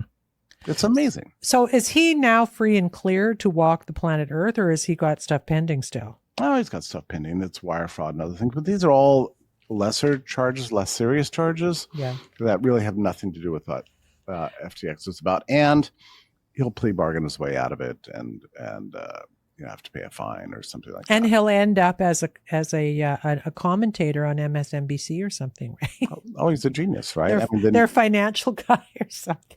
Well, his rehabilitation has already taken place. I mean, even after FTX collapsed, about a month later, he appeared on a New York Times podcast, and they gave him a loving treatment. I mean, he's been celebrated at all the mainstream venues as a great man, a visionary, a genius who just, his company just grew so far, so fast. He just lost track of things. He didn't have the experience, and that's really sad. But don't let that take away from his awesome intellectual powers and his genius as an entrepreneur. This is the way it's being treated. So yeah, it is. To me, the FTX issue is just amazing how it just ties everything together, and it's incredible. And now I think in my article I explained that it's hooked into the attacks on Robert Kennedy. The top funder for the attacks on Robert Kennedy is this guy Dustin Moskovitz, who's a co-founder of Facebook, and they're trying to crush Kennedy. Well, it turns out Moskovitz was a major funder of the effective altruism bit.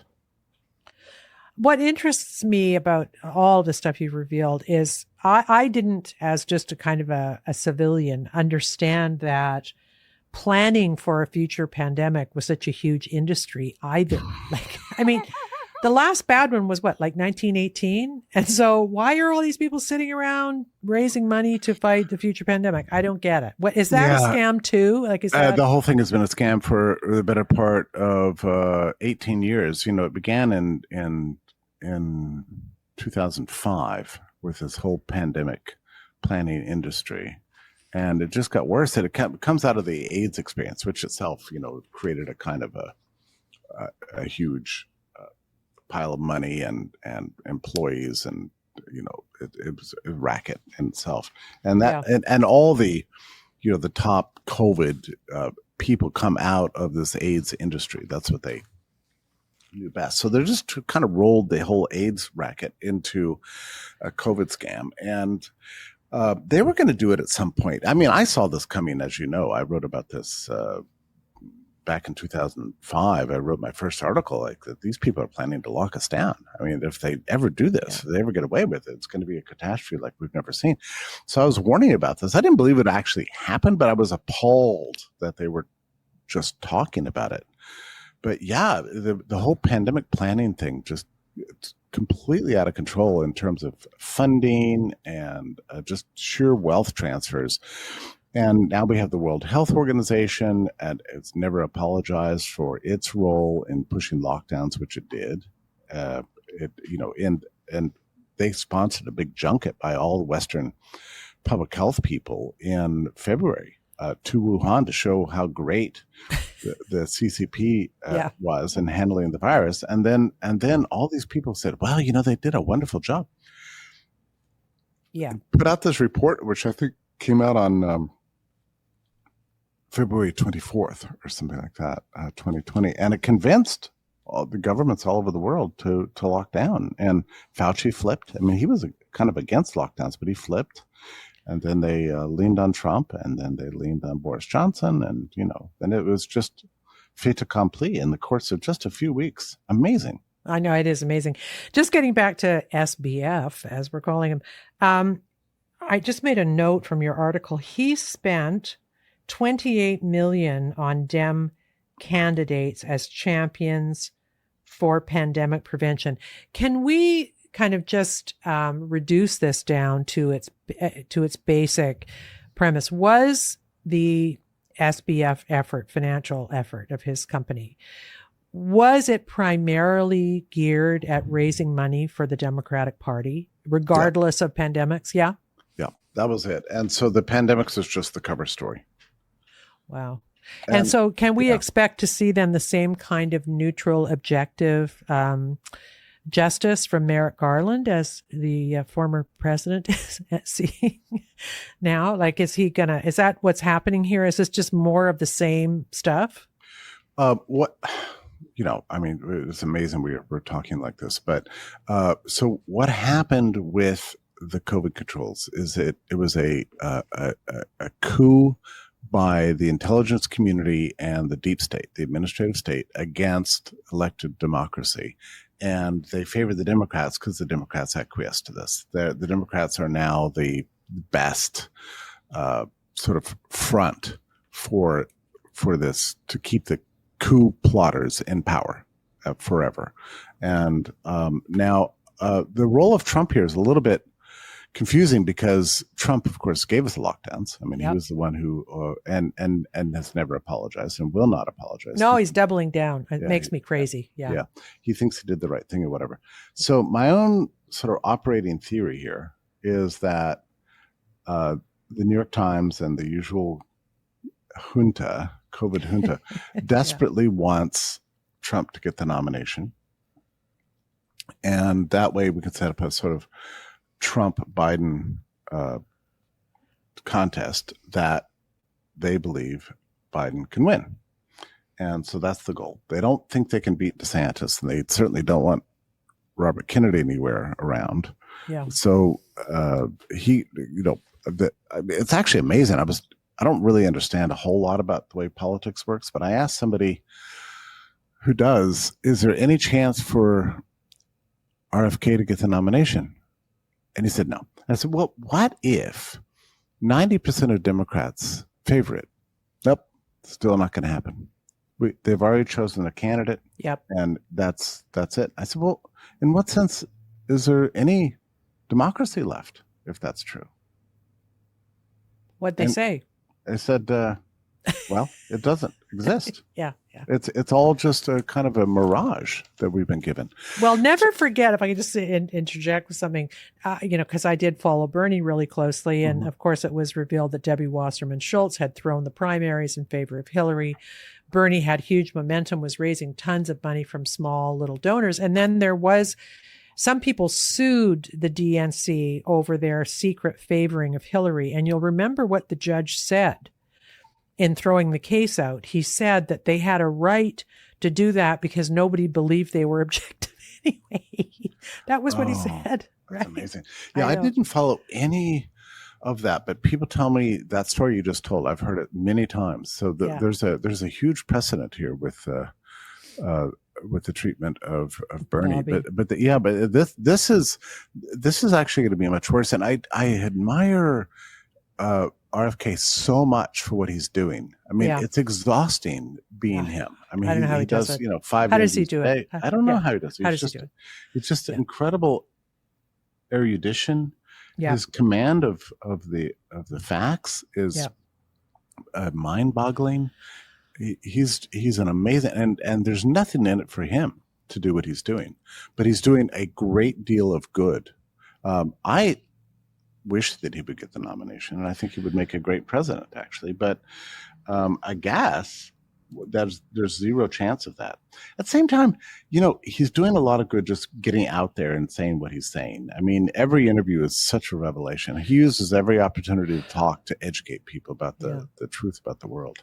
Well, you know what I love about him is he has the same quality that DeSantis had, only like on steroids, of having a really great command of the facts, which we are starved for in public life right now, right? Everybody just lies and they're stupid and whatever. But Bobby, even the times he's wrong, and I'm sure I could list the times he's wrong, but not very often, he is operating not from a place of propaganda ever. These are honestly held beliefs based on data and research. There's no question about that. So that is refreshing, because he bats these show-offy media types around like a cat with a little plush toy. They're so stupid.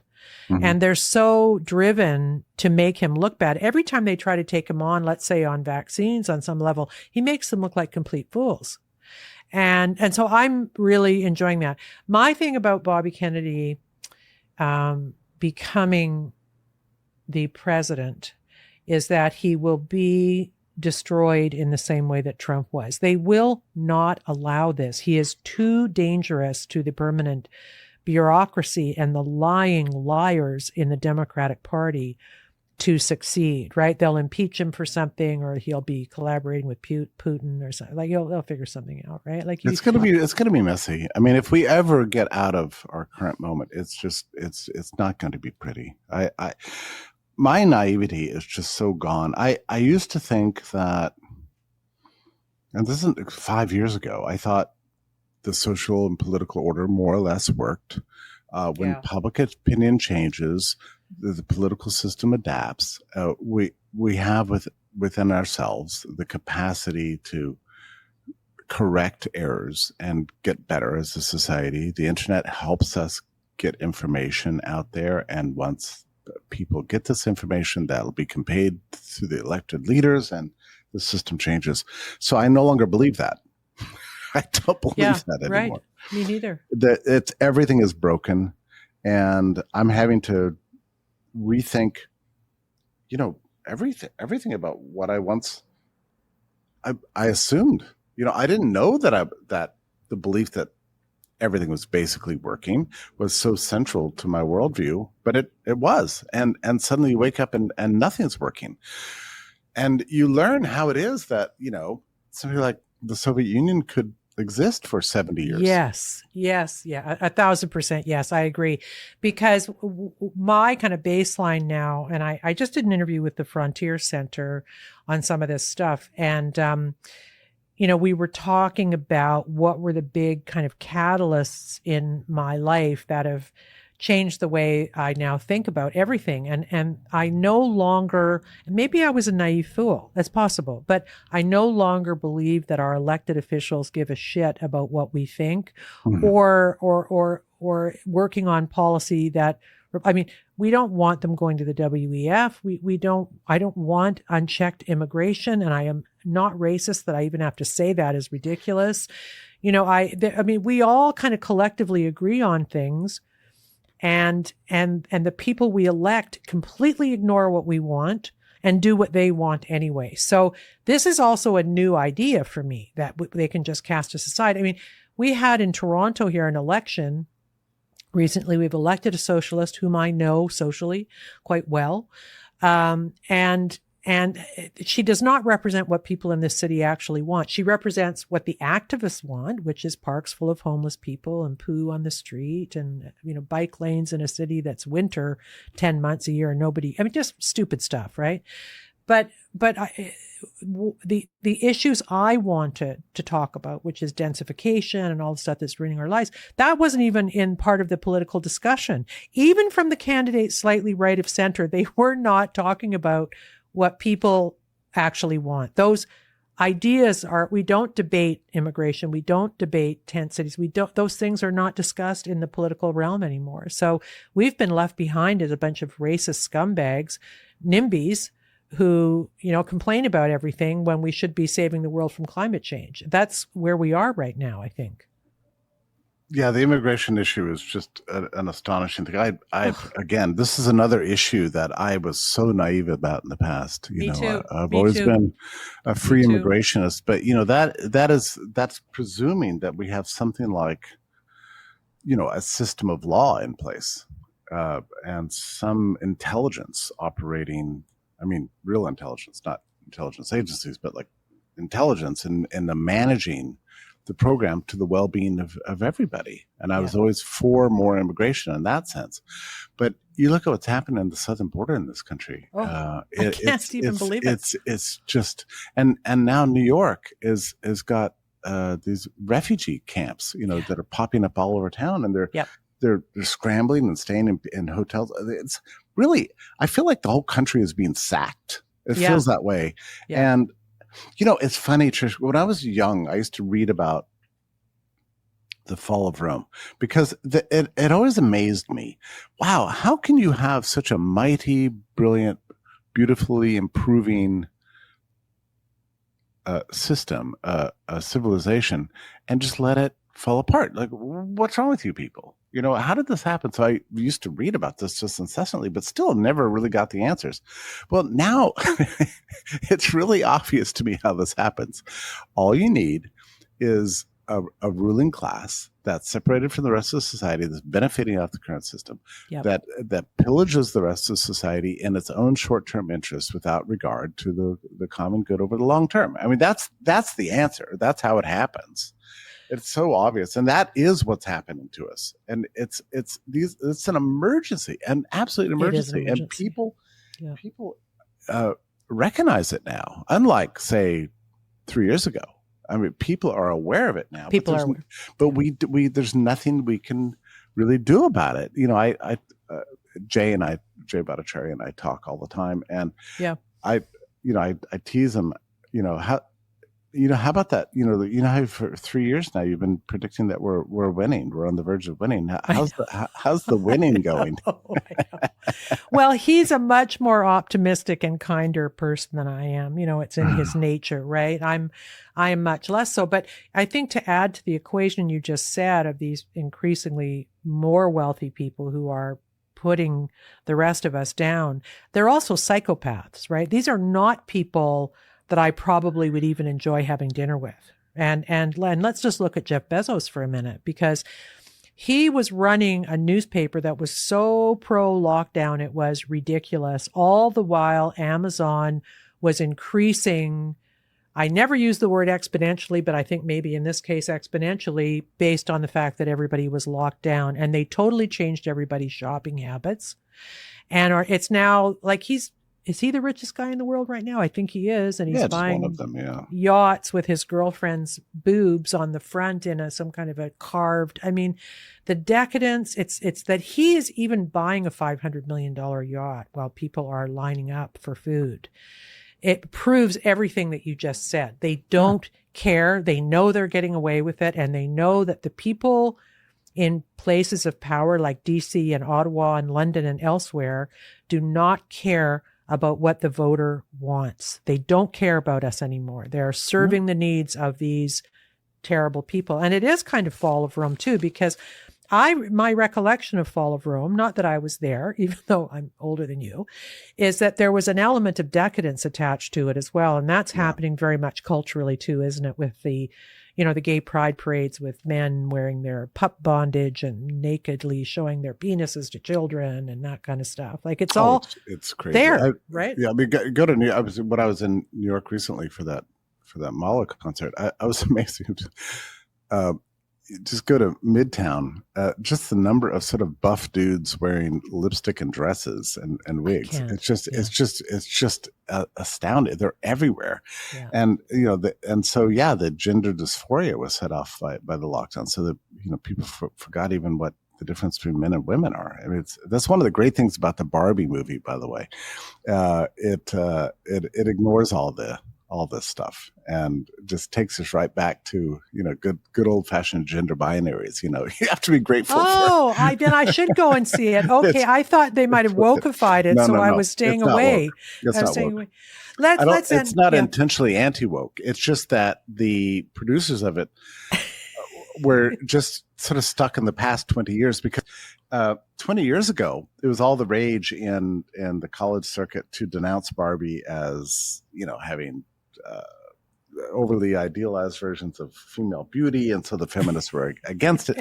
So this movie comes out to refute a 20 years ago criticism of Barbie. But in so doing, it ignores, 10 years of gender dysphoria. So it's actually quite charming and clever. I laughed. I might go. I was feeling all kind of superior because I spent my movie-going dollars on Oppenheimer with my husband. We were the first showing in this town.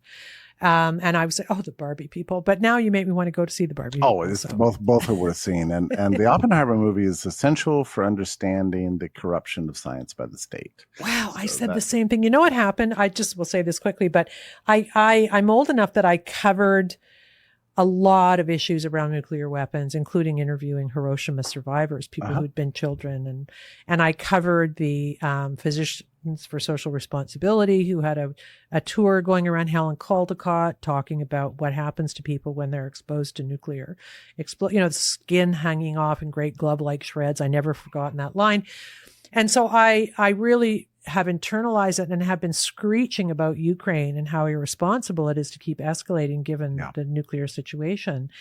But I will tell you that during Oppenheimer, when they did that test, that test in the Yucca Flats, which I also know a bit about, most radiated place in the world right now, many people who witnessed those tests have died of cancer brought about by exposure 20, 25 years later, latency period.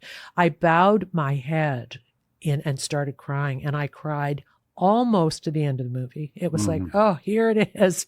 I just thought, thank you for doing this. I mean, it was so good. And I left there thinking, I hope people understand how this is a perfect template layover for what just happened to us. But you had someone brilliant writing about that, of course, for you guys, a woman named Debbie Lerman, who wrote, seriously, they think Fauci is Oppenheimer, he's the moral guy. Yeah. Right? No, it's just crazy. Another great thing about that film, and I'm not sure how obvious this was to viewers, but it was really apparent to me, was the U.S. relations with Russia have been an upheaval for the better part of a century.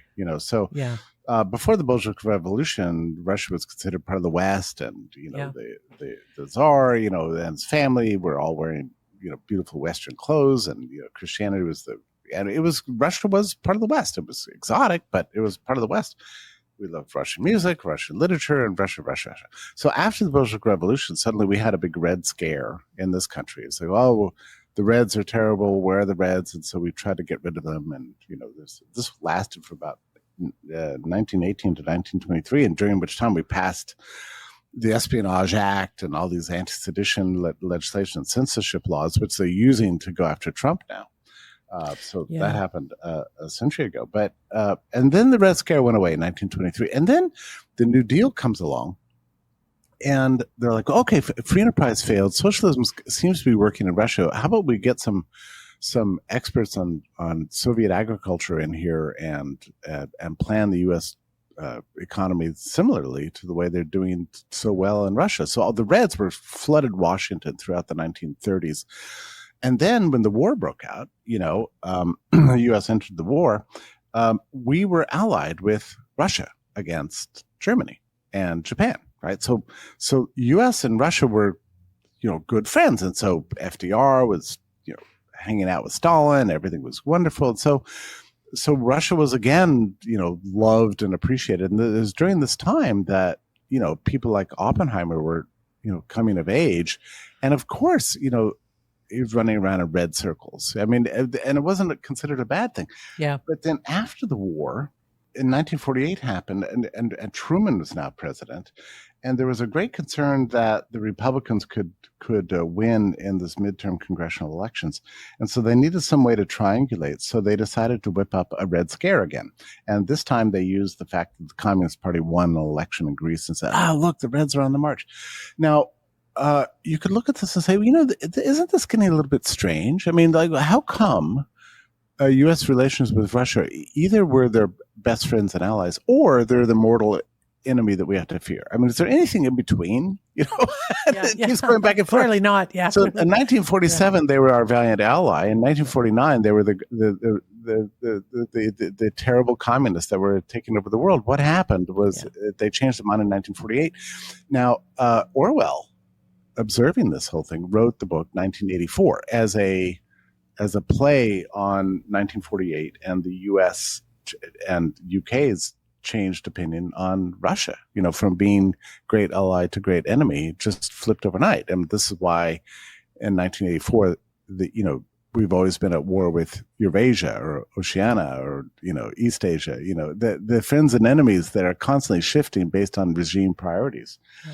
And so anyway, all this comes out in the movie, and Oppenheimer is just completely confused. Just because the U.S. decided that Russia was the great enemy, suddenly he's being tried, for his communist associations, and he couldn't believe it. Mindless nonsense too, the way they kind of showed how these things take hold in the minds of groups of people.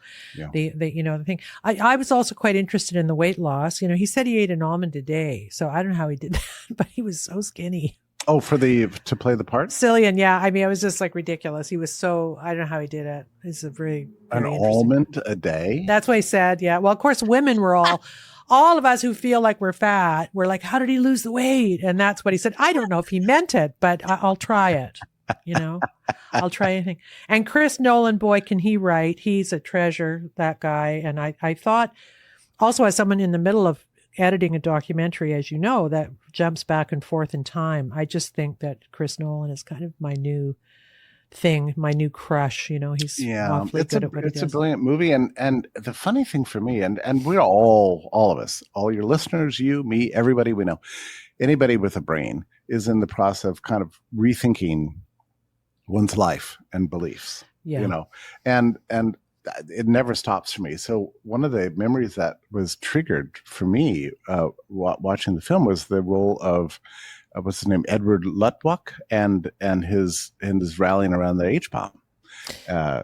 We need a super bomb, and Oppenheimer was like, well, I'm not quite sure about that. Yeah. Well, when I was in college, now keep in mind, I came of age during the Cold War, and I had this sort of Manichaean view of the world. The U.S. represented freedom, Russia represented tyranny, so we have to just fight. And I read Edward Luttwak's book on the glories of the H-bomb and was, I'm mortified. This did not last long. It was a very short stage of my life, typical 20-year-old idiot. But I was an enthusiast for the H-bomb and building more weapons of mass destruction. And when Bill Buckley said he wouldn't have a problem with nuking Russia, I remember thinking, well, that's going a little bit far, but I see his point. So I was now. A few years later, I was on the other side of this stuff, so it didn't last long. But wow, how easily misled we are. How easily we are. And that kind of brings us around to my kind of last bit of intelligence I want to get from you, and just also your kind of human response, because it is pretty overwhelming about what's happening in Washington right now. The revelations from Devon Archer, what we know from Tony Bobulinski, everything said by Hunter Biden in his own texts and emails. I mean, clearly you are dealing with a president who is not only demented and frail, but massively corrupt. And it's sitting there for everyone to see. Yeah. And yet the Democratic Party, who I hope will burn in hell one day, not literally, but wow, what are they doing to the country? Can no one step forward, and can no one in your legacy media step forward and say, we Houston, we've got a problem here? Or are they going to try to fob it off? I really am trying to, we don't even know how to judge public opinion anymore. I don't trust any polls, but absolutely everybody I know has lost all trust and faith and everything. They just assume that there's a criminal enterprise that seized control of government, and they're passing out money to their friends. I mean, that's what's going on, and that the legacy news media is part of it. The court system is corrupt, and you can't trust anything you read, and the polls are all fake. And, this is the world in which we live now. And I never wanted to live in this world. By the way, neither did Mahler when he wrote his Ninth Symphony. You got to figure this came out. He wrote this in 1908, 1909.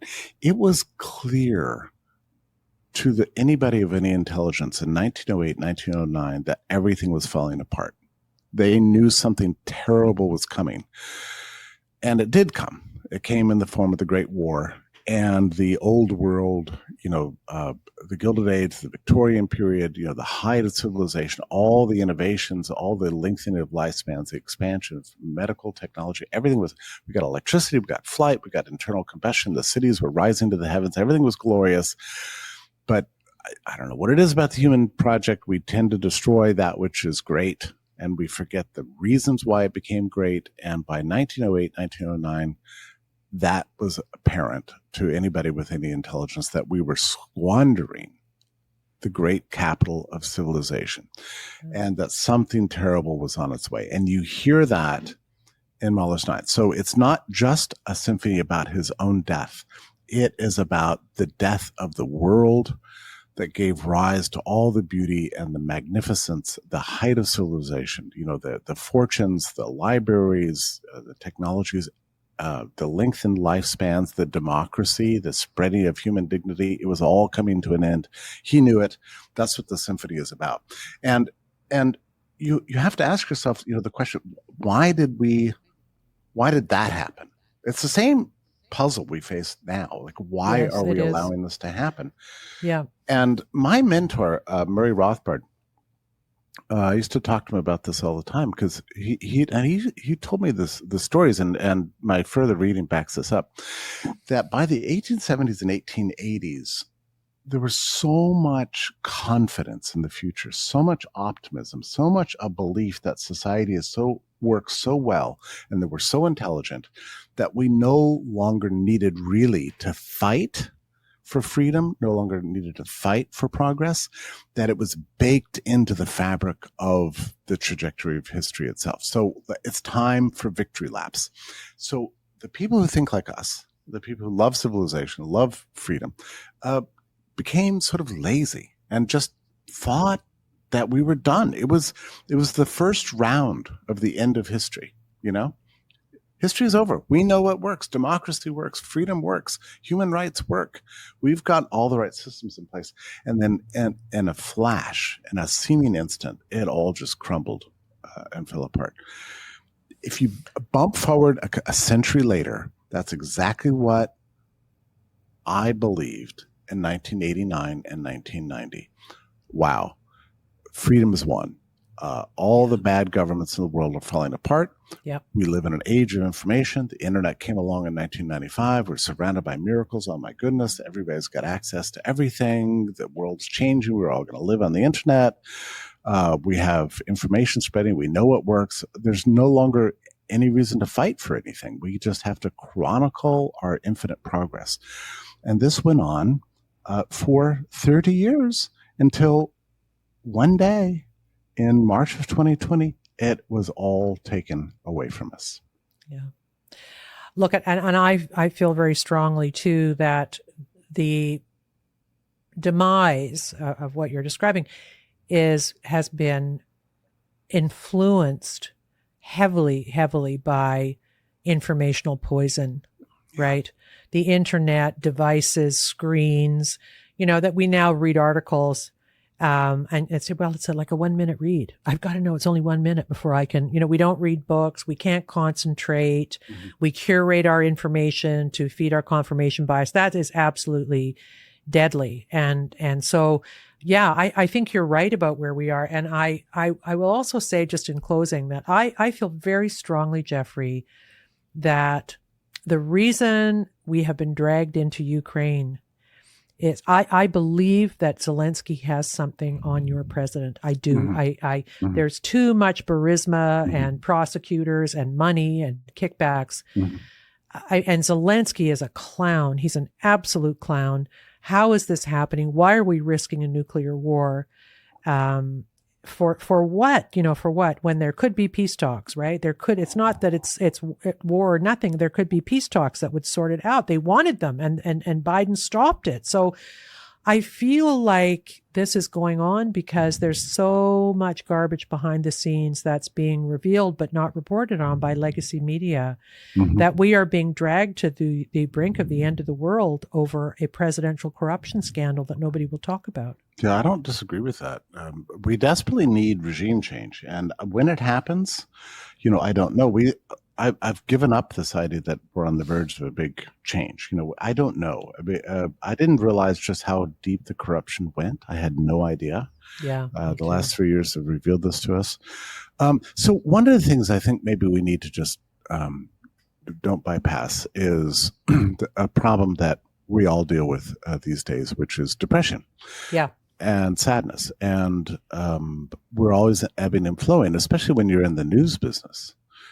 Yeah. I am and you are, you can find yourself in a funk of sadness that is overwhelming. And this actually happened to me 2 days ago. I woke up in the morning, I started writing because I write every day for Epoch, and then I edit Brownstone, and it's like I'm just overwhelmed with floods of sadness and the corruption and just whether it's fake studies or just bad economic trends or just or cruelty, institutionalized cruelty. And it's just overwhelming.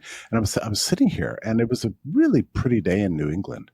And at the same time, I listened to the birds, and they were outside just singing and joyful. And I thought, wow, how great, how great to be a bird, And so when it bumped to the noon hour, I wrote a friend and I said, hey, why don't we go get lunch? And so,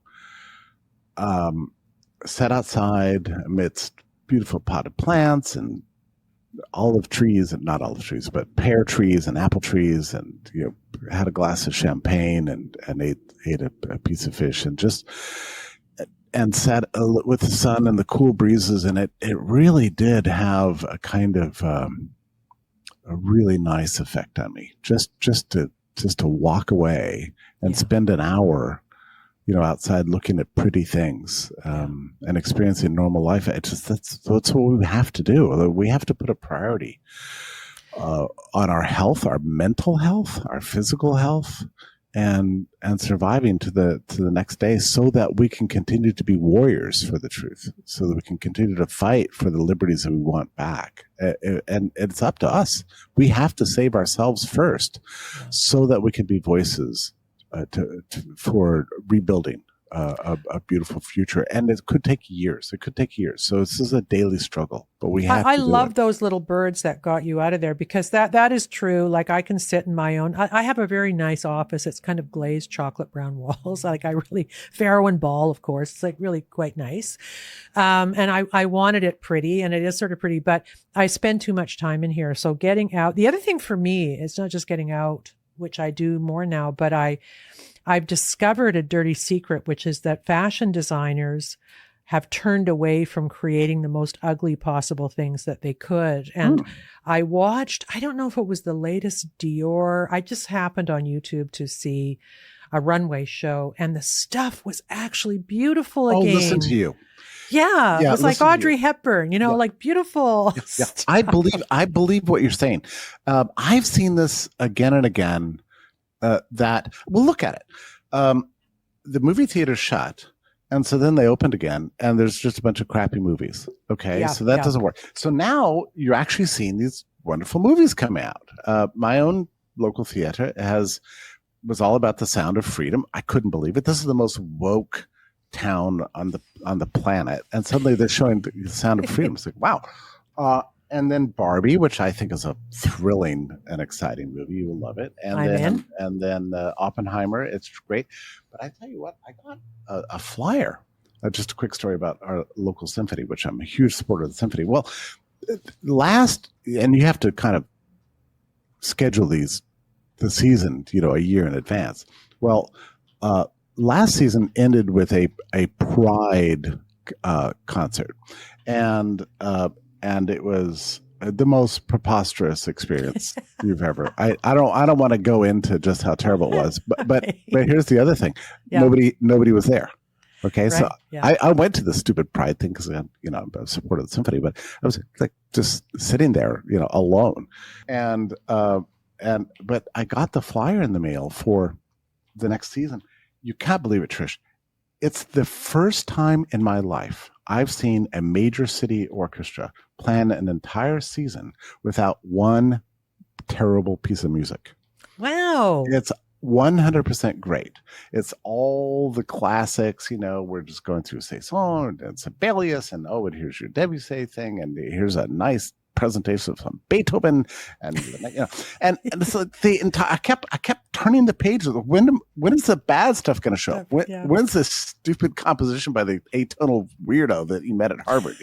It was not anyway. It was the first time in my life I've seen a major city orchestra plan an entire season of concerts without one terrible, rotten piece of music. It was all 100% great. So why? So they need audiences back. Yeah. So, and it's probably true with the fashion designers. Yes. They need to sell clothes. And so the consumer marketplace is the thing that's going to gradually fix all the problems. It's going to take a long time. I'm with you. I see improvements on the margin everywhere, but they're very important ones, from fashion to music, to movies, everything. And it's going to hit architecture. It's going to hit everything. I see us as moving into a period of renaissance in the future. I don't know how long it's going to take to get here, but there are very hopeful signs in the world today.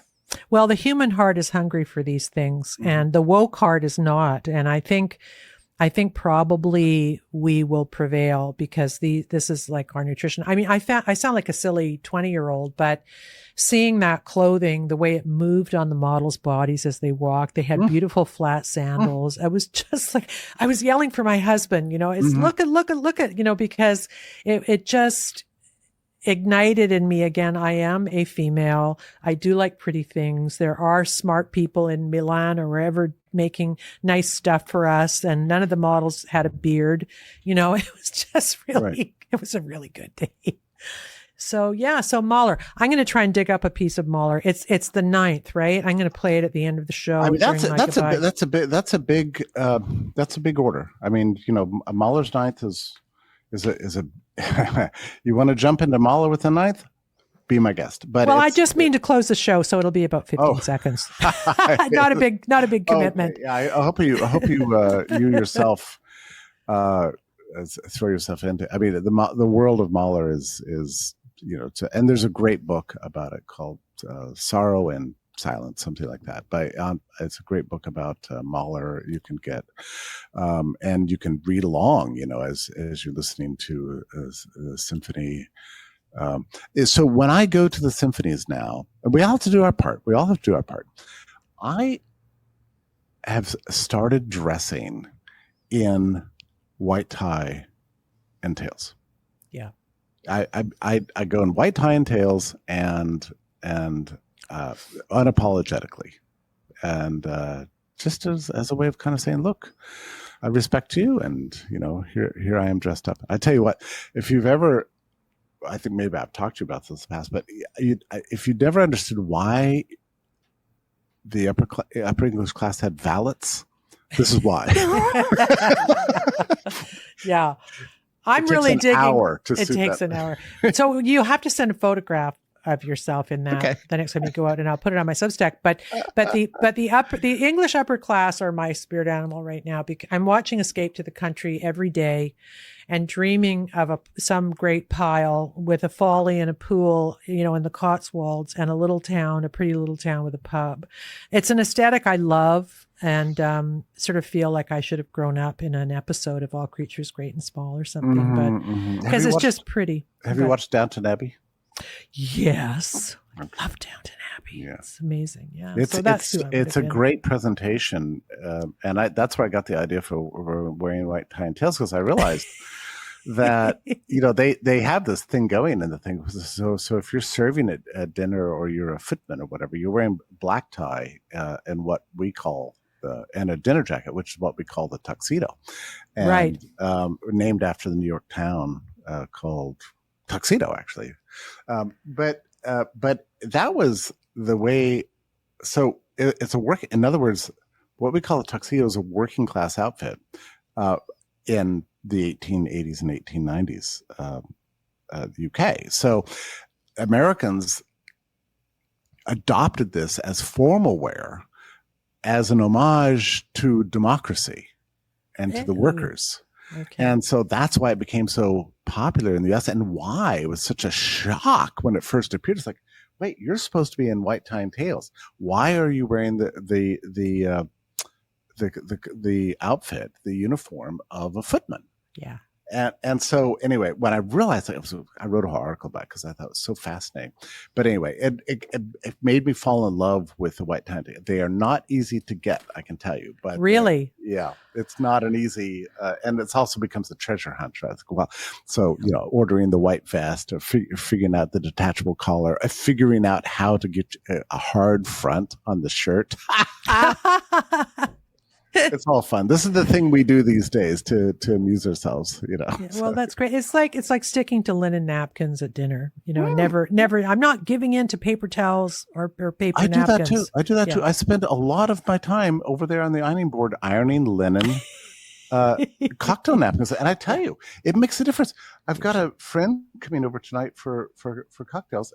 I will serve him a cocktail in a crystal glass that was crafted in the 1890s, and I will give him a linen cocktail napkin. Excellent. And he may or may not notice it, but I tell you what, it just, that kind of fussiness in life, it's just little things we can do to improve the world. So yeah. Well, he might sit up a little bit straighter, holding his little crystal highball glass and a linen at least napkin. he'll know that I appreciate him. At least if it conveys an ethos of love and excellence. And there are things we can do. There are things everyone can do to make life a little more beautiful. And God knows we need that these days, because these are ugly, ugly times. Well, we got to recommit to beauty and not be embarrassed about that, right? Even if it's just buying a really good lipstick, if that's all you can afford, start wearing your lipstick again. And, right, for women, I mean, there's little things we can do. I bought a bottle of Diarissimo, which I haven't worn in years, just because I wanted to feel that way again, and it's working.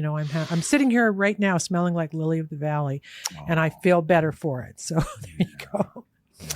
Anyway, friend, thank you so much for this. My audience loves you, and I do too.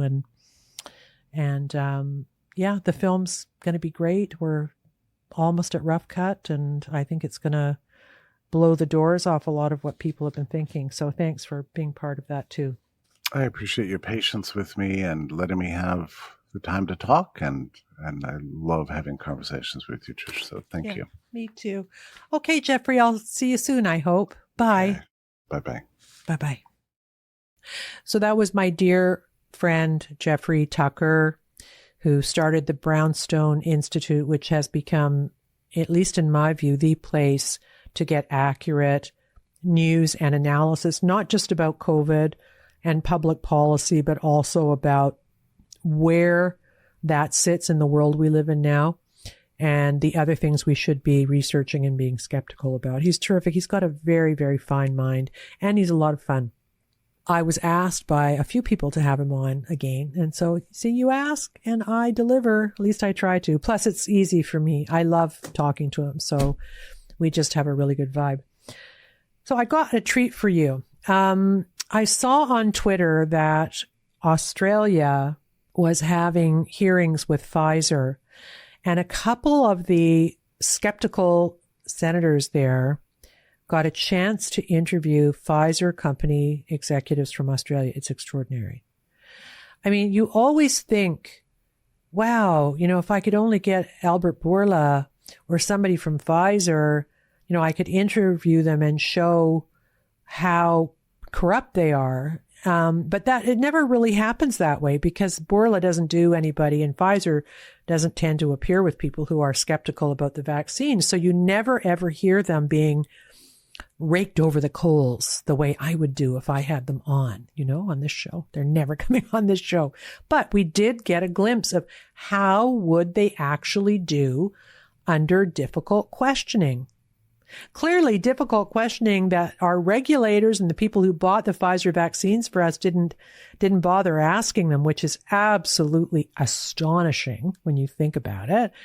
Mandate a vaccine for every living thing, plant, dog, child, human, whatever, without asking any tough questions. Yikes. It's just, this is such a scandal, people. It really is a scandal. Regardless of where you sit on the vaccines, how dangerous you think they may or may not be, how effective you think they may or may not be. This is astonishing. So I have two clips for you. One of them is a chap named Senator Matt. I don't know if it's pronounced Canavan or Canavan, so do forgive me. And we're going to hear that first, and then we're going to go to Malcolm Roberts, also a senator for Queensland. So let's start with Matt Canavan. It's about 7 minutes long. Settle in. Listen to what's happening. It's pretty spectacular that they cannot answer any questions honestly. They're all talking points. So here we go. Pfizer hopes that its appearance at this public hearing assists the Senate committee. Thank you. Senator Canavan. Thank you, Chair. Thank you, gentlemen, for appearing today and your evidence. Did Pfizer test whether your COVID-19 vaccine could stop or reduce the transmission of the virus before its approval and rollout in late 2020? Senator, to bring this vaccine to patients, we were required to show that the vaccine was safe and effective in preventing illness, in preventing severe disease, and in preventing hospitalisations. The primary purpose of vaccination was and remains to protect the person who received the vaccine. I'll just repeat the question. I appreciate that, but there hasn't been an answer to it. And perhaps I might just add into the record that on the 3rd of December 2020, your CEO, Mr. Albert Bourla, told NBC News, and I quote, when he was asked whether vaccinated people could carry and spread the virus, he responded to NBC News that, and I quote, "I think this is something that needs to be examined. We are not certain about that right now." So was Mr. Bourla correct that as of December the 3rd, 2020, Pfizer did not know whether the vaccine could stop or reduce the spread of the virus? Senator, as with all vaccines seeking regulatory authorisation, the requirement is to demonstrate in robust clinical programs that the vaccine is safe and effective in preventing the infection, and in this case, in preventing severe disease and hospitalisation. I might just give you one more. Sorry to interrupt, but I've got very limited time. I've got 5 minutes. So is it yes or no? Did you test whether the transmission would be reduced or stopped before the approval of the vaccine? Senator, we designed our clinical programs in agreement with regulatory agencies, the purpose of which was to demonstrate the vaccine was safe and effective in preventing infections. Okay. All right. We might just move on then to another, well, not another topic, but on the 14th of January 2021, so just a month, 6 weeks after Mr. Bourla's statement to NBC News, 6 weeks later, the official Pfizer Twitter account tweeted that, and I quote, "The ability to vaccinate at speed to gain herd immunity and stop transmission is our highest priority." On what evidential basis, what evidence did Pfizer have to make that public statement to imply that vaccination could stop transmission? Senator, I'm not familiar with the context or the details of those comments, but let me just say that the primary purpose of vaccination, the approved product label, the regulatory approvals in Australia and around the world were to prevent infection, prevent severe disease and prevent hospitalisation.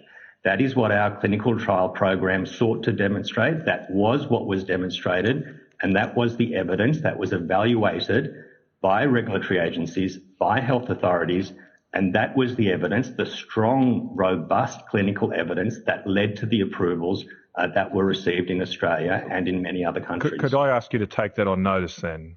The question being on what evidence did Pfizer have for their statement on Twitter on the January the 14th, 2021? Senator, I'd be happy to take that question on notice and come back to the committee with what information we're able to provide. So by June in 2021, on the 8th of June, the Pfizer CEO, Mr. Albert Bourla, he tweeted, and I quote, that the vaccine was a critical tool to help stop transmission. Was there any evidence? What evidence did Mr. Bourla have by that stage, by June the 8th, 2021, that vaccination could stop transmission? Senator, it has been very clearly demonstrated that the robust efficacy of Pfizer's COVID-19 vaccine has been a centrally important tool in enabling societies to open up international borders, to reduce... Okay, I'm asking for what evidence. What is that evidence? Where can you point me to a study that Pfizer or an independent scientist has done that to give grounds for Mr. Bourla's statement that your vaccine stopped transmission? Senator, I'm not familiar with the context of that statement. We've complied and worked very closely with the regulatory agencies around the world to prove the evidence that they required to approve this vaccine to prevent infection, severe disease and hospitalisations. Okay. Could I ask you to take on notice again the evidential basis for Mr. Bourla's comments what was the date? June the 8th, 2021. I'll be happy to take that on. Thank you. Do you still believe that the COVID vaccine, your COVID vaccine, is a critical tool to help stop transmission? Absolutely. It's a critical tool in preventing, as I said earlier, infections, severe disease and hospitalisation. Okay, that wasn't my question. You did, I think, say absolutely, but just to be clear on that evidence, and if I could get you to clarify it, do you believe, as far as Pfizer's view, that your COVID vaccine is a critical tool to help stop transmission? Sorry, I may have misheard your question. Okay. Okay, that's why I re-asked it. I thought you might have misinterpreted it. But is your view that your vaccine is a critical tool to help stop transmission? Pfizer's view is that the vaccine is a critical tool in protecting the health of individuals who are vaccinated and enabling society to operate normally as it is at the moment. Well, okay, I'm taking from that you don't think that it's a critical tool to help stop transmission. You haven't repeated Mr. Bourla's statement today under oath, so it doesn't sound like you're that confident in it. What I'm concerned about here is that you have a statement from your CEO that is obviously has huge weight for governments around the world on their regulatory settings, saying that the COVID vaccine could stop transmission or was a critical tool to help stop transmission. Can you point me to any statements made by Pfizer officials, the Pfizer CEO, anything that has pulled back, that has somewhat moved away from that very strong statement of Mr. Bourla's in June 2021 that it was a critical tool to help transmission? Have you clarified the record since that time? Senator, I'm very confident that the evidence that we have presented to regulatory agencies still stands and clearly demonstrates that the vaccine is safe and effective for its intended use. That's not my question. I'm sorry. I'm very, very sorry to pull you up. I don't normally do this, but we have very limited time. And you are being very, very shifty here. You are not answering the very clear questions. Wow. I don't know if you understood what was going on there, but they kept pressing him on whether or not Pfizer had done a risk-benefit analysis of its own data. And they seemed to be saying that they hadn't done one and that they left that to the regulators. So the next question in that little stream of consciousness should have been, if 20-year-olds had no risk of dying of COVID-19, why were they forced to take the shot? Why were they forced to take the shot? I mean, what you just heard is something that should be being done in legislatures and parliaments and various hearings in Western countries all around the world right now. I mean, that was so enlightening. I was actually surprised at how bad they were, right? They just were not answering questions. They had set talking points and they were sticking to them. So I hope you like that. That was Matt. I think his name is Canavan is how it's pronounced. Here's Malcolm Roberts, Senator of Queensland. This one is 906. I think, again, it's really worth listening to. This may be the only time, at least up until now, that you're actually hearing somebody from Pfizer on the hot seat. So here we go. Thank you, Dr. Thakur and Dr. Theroux, Dr. Hewitt. You have repeatedly refused to provide evidence. You've dodged questions on evidence from Senator Canavan, from Senator Rennick. You have relied instead on appeals to authority and other logical fallacies, including an appeal to authority. So let's talk about one of your experts. The health minister, the former health minister in this country, said, "We are engaged in the world's largest clinical vaccination trial." It's experimental in his view. He was the health minister that introduced these things. Let's go to my first question. What we've seen during the COVID mismanagement and malfeasance was the largest transfer of wealth in our nation's history, from we the people to big pharma via big government that lied repeatedly during the COVID mismanagement. My question is, did you ask the minister to introduce vaccine mandates for employment? Senator, I reject the premise of your question. Did you or did you not, did your company ask the minister to introduce vaccine mandates for employment? Senator, I reject your question and your accusation. We had no involvement. I made no accusation, Dr. Thakur. I asked you a question. Senator, I was referring to your previous comments as well when you mischaracterised the evidence base for the vaccine. What I can confirm, but we have covered that previously, what I can confirm is that we have not had any discussions. We have not been involved with any governments or any other organisations in relation to vaccine mandates. That is a matter for government. That is a matter for lawmakers. That is not a matter. Did you ask the Health Department or one of their agencies for vaccine mandates? Senator, I believe I've clearly communicated our position on that. Pfizer has no involvement in the imposition of vaccine mandates. Did you ask anyone in or near a government or department to ban ivermectin? Senator, Pfizer has had no involvement in relation to ivermectin. Does the indemnity you have with the government extend to providing you with indemnity in the situation where an employee is forced by their employer to undergo vaccination and then experiences harm? And if you do have indemnity, I want the proof. Senator, any indemnity agreements between Pfizer and the Australian government are confidential, and we are not able to discuss that in this forum. Why are they confidential? Because as a taxpayer, I paid for those injections, even though I didn't take any. Why are they confidential from taxpayers, 26 million Australians? Senator, what are you hiding? Senator, indemnity agreements between the Australian government and private organisations such as Pfizer are confidential. I'm not at liberty to discuss that. Why are they confidential? The people who paid for these injections cannot see what they've actually bought. Why are they confidential? Why are you hiding? Senator, those indemnity agreements, indeed contractual arrangements, as is always the case between the Australian government and external parties, are confidential. And I don't have any information today that might assist the committee in relation to that. Did or does Pfizer have COVID vaccine mandates for your own employees in Australia? At the height of the pandemic and consistent with guidance from health authorities, from the New South Wales and Victorian governments, Pfizer did have a colleague vaccination program for its employees. Do you still have it?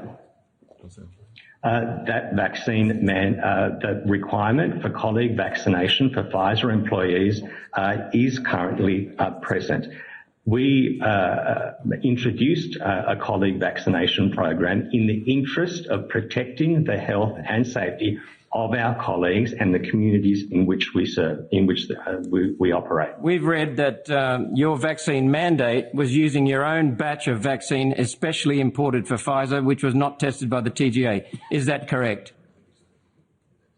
Senator, so Pfizer undertook to import a batch of vaccine specifically for the employee vaccination program, and that was so that no vaccine would be taken from government stocks that was being delivered to clinics as needed. Thank you.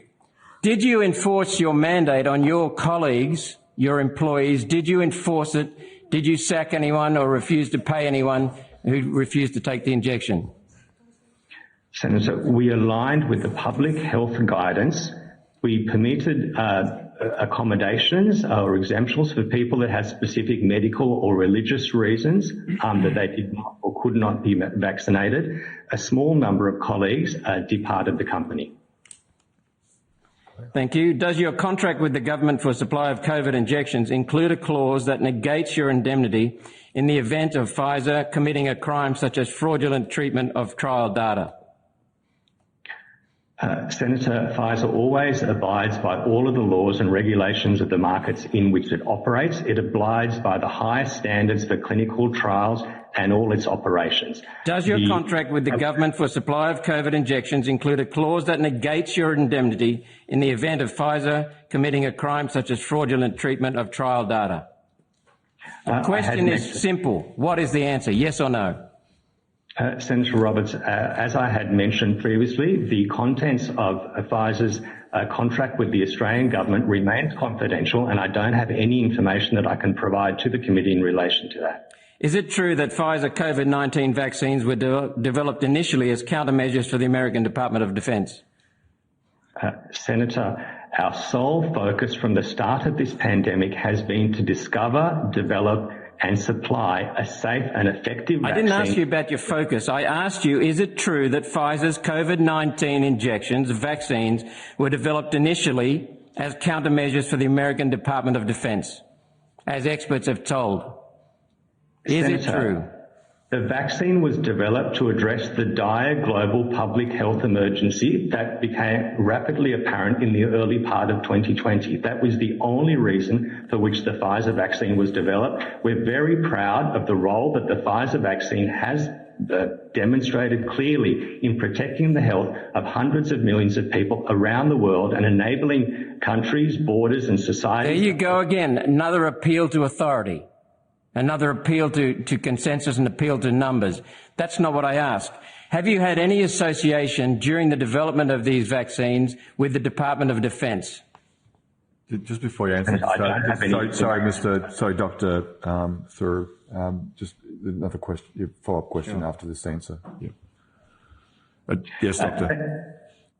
Senator, I have no information on that and I'm happy to take it on notice, but let me confirm again that the sole purpose of developing the vaccine was to protect global public health. Isn't it true that many standard steps and procedures otherwise required before receiving approval for use were omitted or circumvented entirely to achieve this accelerated time period of development that you talked about, 12 months? Senator, the evidence that was gathered and presented not just to the Therapeutic Goods Administration, but to regulators worldwide was thorough and comprehensive and was assessed by those regulators who made independent decisions on the benefit-risk profile of the vaccine. I noticed repeatedly that you have transferred the accountability, the responsibility for these injections to the TGA. Repeatedly you've done that. Did Pfizer research the long-term effects and risk profile of its COVID-19 vaccine prior to release? Senator, again, as part of an application to any regulatory authority, the data that we gather and present are used to determine whether or not the regulatory authority feels that the medicinal product may be licensed and supplied to patients. Again, you failed to answer my question in a shifting responsibility to the TGA. That's what happens when Pfizer is, I'm assuming they're under oath at this hearing, is actually questioned aggressively by people who are looking for real answers. And I've done a lot of shows about both the so-called safety, so-called efficacy of the vaccines. I am not a so-called anti-vaxxer. I believe from the beginning that this shot was rushed to market, that it would not have been approved had it not been for the emergency that was declared and let it kind of skate through.